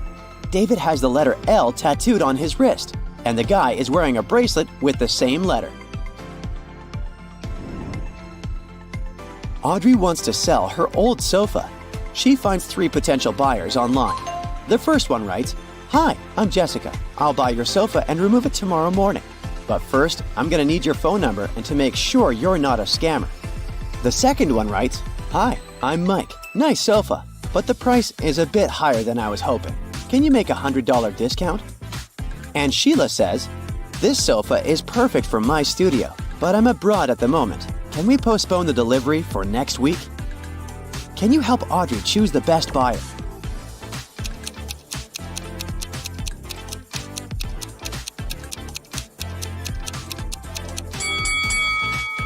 The first buyer introduces herself as Jessica, but her username and picture don't really match. Moreover, it's a bad idea to reveal your phone number to strangers online. As for Mike, his proposal to lower the price is ridiculous because Audrey is selling the sofa for $100 only. Thus, Sheila is the best choice. Ooh. The next morning, Audrey wakes up in her new apartment. The boxes are still unpacked, but Audrey wants to brew some coffee. Her coffee machine is in one of these 3 boxes. The note on the first box says that the coffee machine isn't in box 2. The note on the second box says the machine is in box 1 or 3. And the note on the third box says that the coffee machine isn't here. Can you help Audrey choose the right box?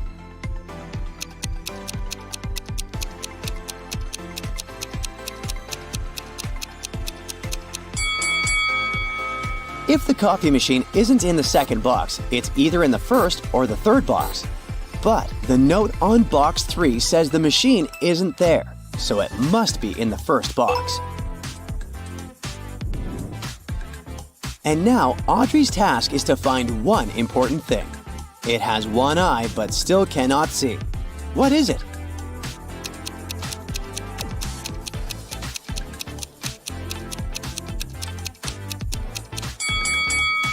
It's a needle. Here's what Audrey is looking for now. It's a protector and it sits on a bridge. One individual can see directly through it while others wonder what it hides. What is she looking for?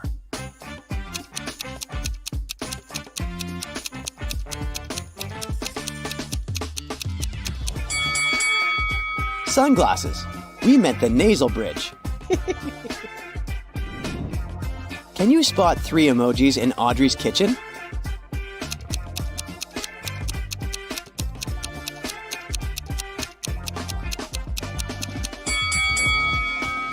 Here they are. Audrey goes to the laundry room in the basement of the building. She gets lost and comes across 3 doors leading outside the trap.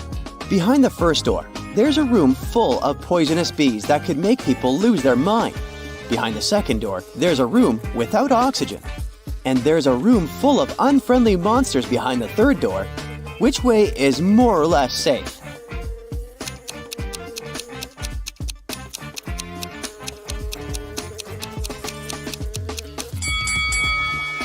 The room without oxygen seems the most promising option.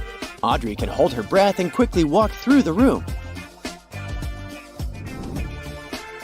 Audrey is about to leave the basement, but she comes across an anxious neighbor who says, "I just saw a crocodile and it ran into the boiler room." Audrey goes there to check, but nobody's there. How did the croc escape?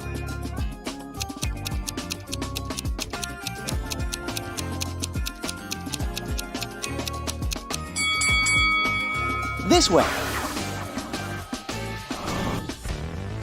Audrey returns to her place. She scrolls her feed and sees these 2 photos. One of these ladies is a robot. Can you guess who?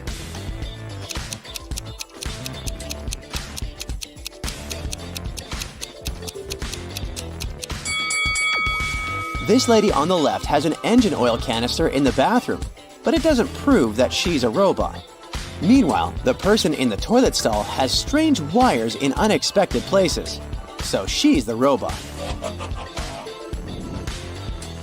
Audrey goes to the furniture store. There, she sees a group of customers, but it's not that simple. One of them is a werewolf. Can you guess who?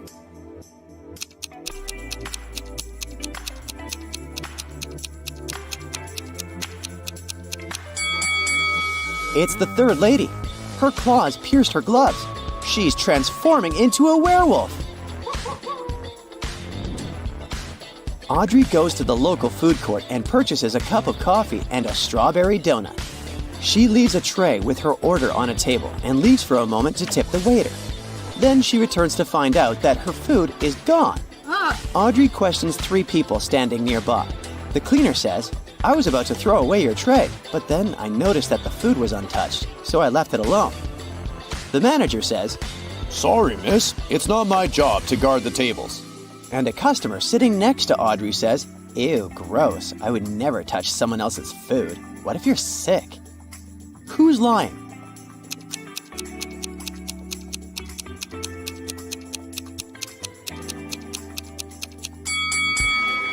The manager. You can see donut sprinkles on his face. Busted! Monica decided to go on a solo vacation to Brazil. She was strolling along a deserted beach when some magical sea creature caught her by surprise. It took her to a cave at the bottom of the ocean, took all her stuff, and left her there. To escape, she had to go through one of 3 tunnels. The first tunnel had sharks swimming all over it. The second tunnel had poisonous underwater snakes. And the third tunnel had a pirate shipwreck. Which tunnel should she choose to go through?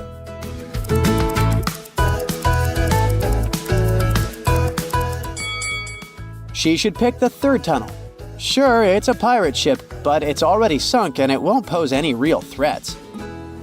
Anna decided to throw a costume party and invited all her friends. 2 couples decided to dress up as vampires, but one of these couples is made of real vampires. Take a look at the image. Can you tell me which one?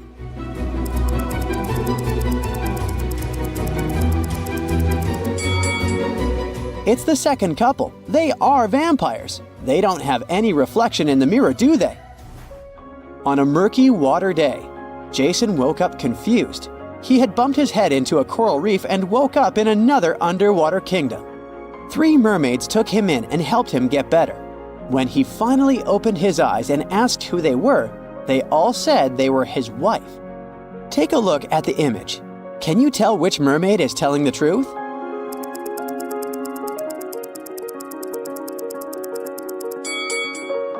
If you look closely, the third mermaid to the right is wearing a shellfish ring similar to the one that Jason is wearing. This must mean she's his real wife, and the other 2 mermaids were lying. In the Wizardry School of Ninth, students are getting ready for a philosophy test. They're pretty good at doing magic, but they haven't developed their theoretical skills too much. The teacher, Mrs. Woodland, prepared a relatively easy first question for them. It asked, "What is the phrase that makes you happy when you're sad and sad when you're happy?"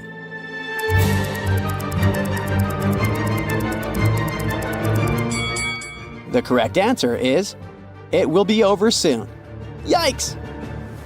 On the same day of that test, Mandeline had a potion test. She was extremely nervous since she could never get the very difficult spells correctly. She got to the classroom and the teacher had left a few potion bottles for her to label. Take a look at the bottles and the tags. Can you tell which bottle is which?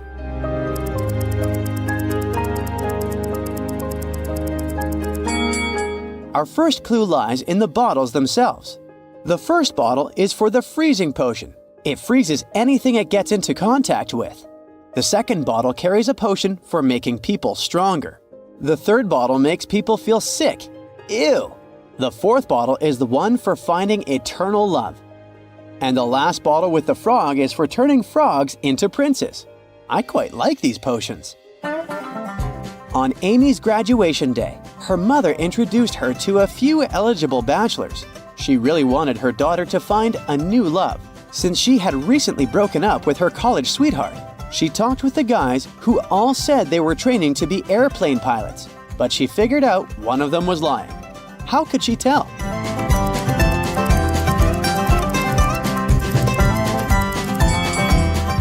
Take a look at the first guy. He's wearing glasses, which means he can't be a pilot. Pilots need to have perfect eyesight.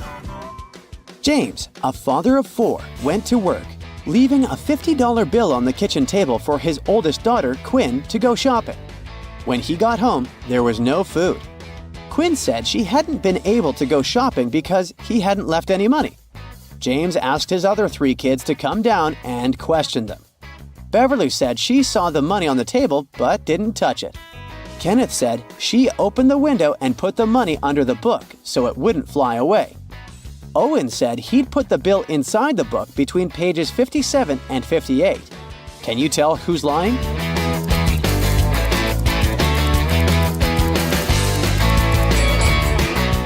Owen is lying. He couldn't put the money between pages 57 and 58 because they're the 2 sides of the same page. Cindy was playing with her time machine when she opened a portal to another dimension. The portal took her to a sorcerer's house in the middle of nowhere. The sorcerer was so powerful that she closed Cindy's portal and Cindy was stuck there. The sorcerer proposed that they play a game.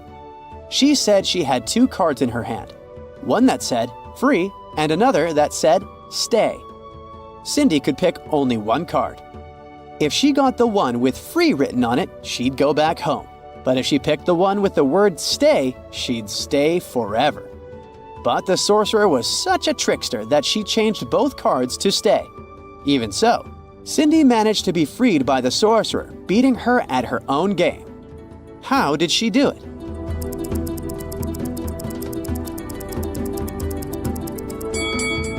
Cindy anticipated what the sorcerer would do, so as soon as she picked the first card, she threw it in the fire, saying it was by mistake. That way, the sorcerer would have to show her the remaining card was stay, which meant that the one she had burnt had to be the card with free written on it. Way to go, Cindy! After Colton was shipwrecked, he found himself on a deserted island. Luckily, he still had his pills with him. There are 2 blue pills and 2 red ones. He needs to take 1 red pill and 1 blue pill, but his eyesight was severely compromised after the wreck, so he can't tell them both apart. There's nobody around to help him. How can he manage it?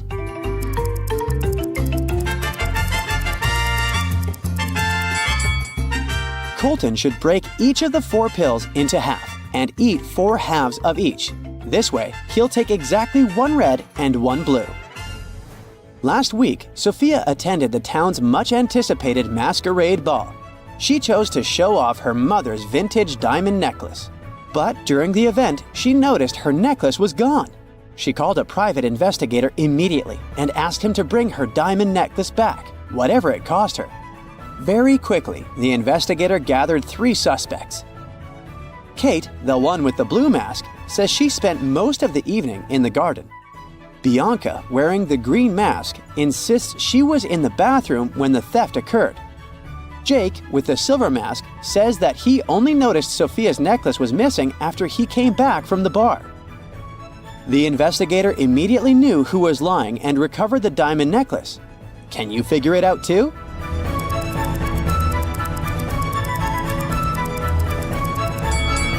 How did Jake know the exact moment the necklace went missing? It must have been him. Plus, take a look at his pocket. It looks like there's some triangular-shaped object in there, doesn't it? Luke was an adventurer, and on his latest trip, he went to Vietnam. There, he came across an ancient treasure map. The map led him to a remote island where a legendary treasure was said to be hidden. But the treasure's location was protected by a series of cryptic symbols. He needed to find it to unlock the treasure. Take a look at the encoded message that appeared and help Luke figure out a pattern that will take him to the treasure. The message said, "Carrot, sun, astronaut, filled, you, room."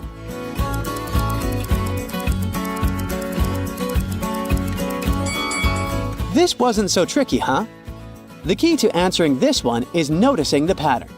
The letters in capitals are the ones that make up the password. So, the correct password is Ray. The other words are just there to confuse you. Way to go, Luke! One of these girls has a pet at home. Can you tell me which one?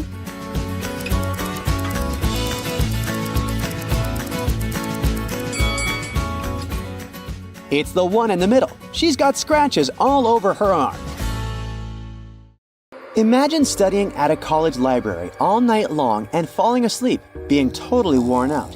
But when you wake up, you find out that the library is haunted and you can't get out of there. There are ghosts all over the place, and they're not really friendly. Fortunately, a ghost hunter is locked in the library together with you. You decide to team up to survive. And your first challenge is to figure out who is a ghost here.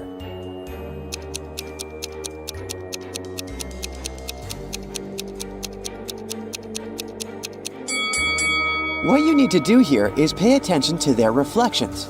The ghost that has the weird one doesn't follow the laws of physics. You feel a bit more confident with a ghost hunter by your side. She says that the doors are blocked, and you have to catch all the ghosts to make the library safe. So, it's time to go and hunt. Try to find a ghost here. Where can it be?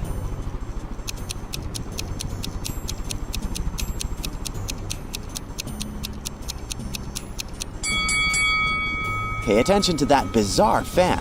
It's unplugged but still working. There must be a ghost hiding inside and messing with it.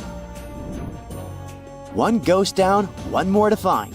Do you see anything suspicious? A small hint. Pay attention to those balloons left after a small party.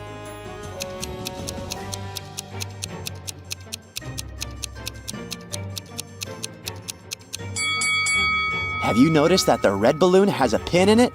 But strangely, even pierced, the balloon remains intact. And the air is still inside. It must be haunted. The ghost hunter tells you the story of a witch that used to live nearby.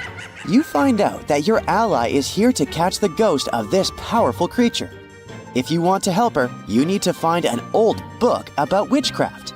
The ghost hunter tells you that the witch's spirit lives in this book. Look around and try to spot the one you need.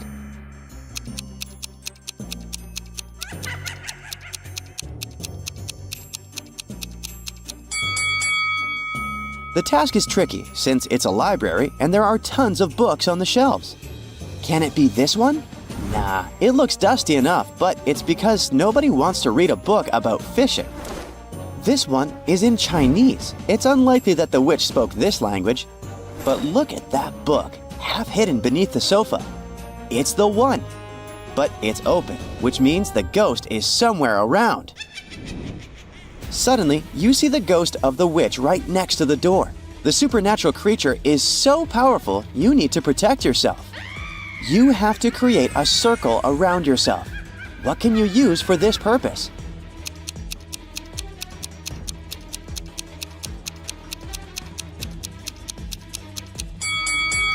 There is some sugar in that jar next to the coffee pot, but how will you draw a perfect circle using it? There's also a piece of rope, but it's too short to make a circle that could fit two people. Ah, look at that! It's chalk. It will definitely work. Yes! The ghost hunter manages to confine the ghost of the witch in a special proton pack, and the library is safe now. Yeah. Now you just need to figure out the code to open the lock on the door. Luckily, there are some clues.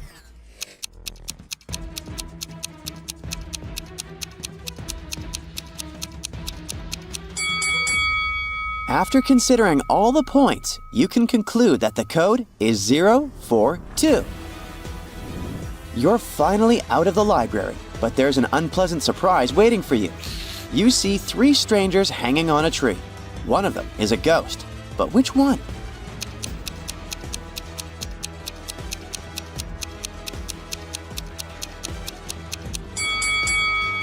The lady in red is wearing white contact lenses. That's why she looks so weird. The lady in blue seems to have 2 pairs of eyes, but that's just a bizarre makeup trick. The guy is a ghost.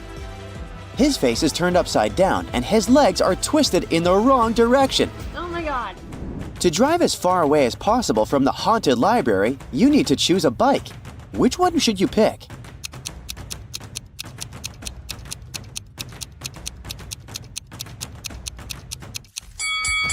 Bike A has a flat tire.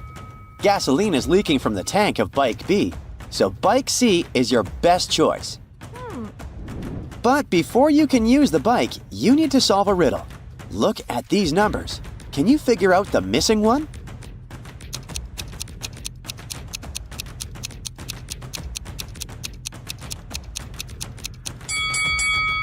It's 37. You have to multiply the 2 numbers at the top and then subtract the number at the bottom. So, 5 multiplied by 9 is 45, and 45 minus 8 is 37. Oh. Just as you're about to drive away, the ghost hunter approaches you. She has an offer for you. Since you're so smart and brave, she wants you to become her assistant. Well, why not? She's been invited to figure out which member of a large family is possessed by a ghost. Can you help her find the answer?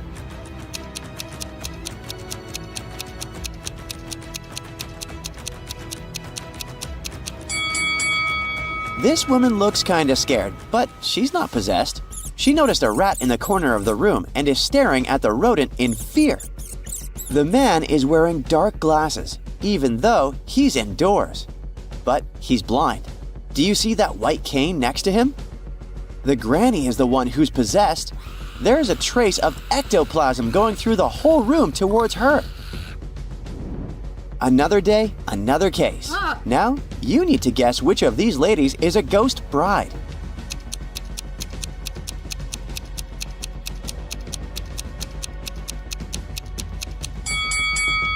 Have you noticed that the girl on the right is sweating?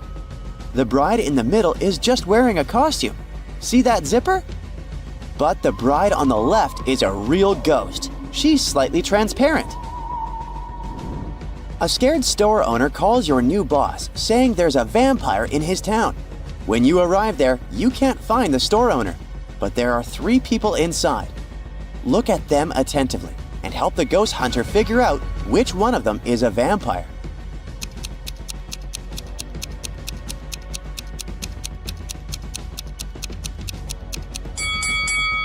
Well, the first one's eyes are pretty red, but maybe he hasn't had enough sleep or is coming down with the flu.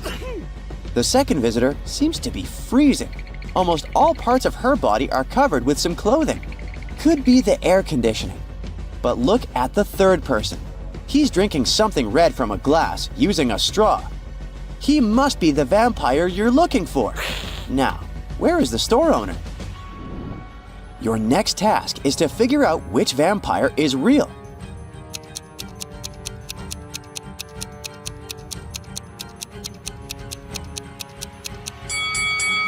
The first vampire has a reflection. The second one doesn't have fangs. Only the third one is the real vampire. One day, a very pale woman covering a bite on her neck with her hand comes to your office. She says that when she was going home the evening before, someone attacked her and turned her into a vampire. She wants to find the culprit. You have 3 suspects.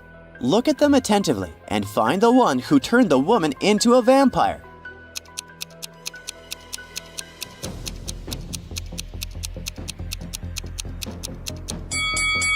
This elderly man has no teeth, so he can't be the vampire. This woman has tan marks, but vampires can't sunbathe. So, the man wearing gloves must have turned your client into a vampire. The ghost hunter allows you to take a vacation, and you go to visit your friends in Chicago. During dinner, they tell you about a mysterious mansion. It has a very bad reputation.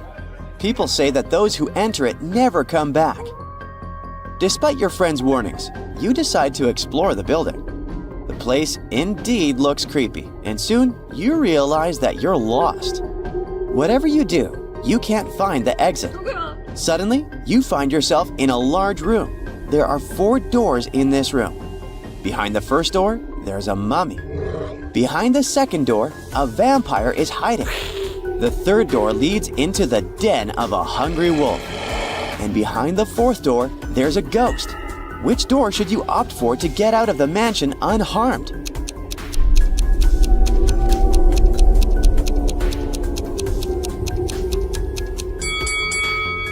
The mummy can potentially be very dangerous.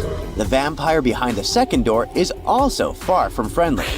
The wolf, especially hungry, can easily attack you. In comparison,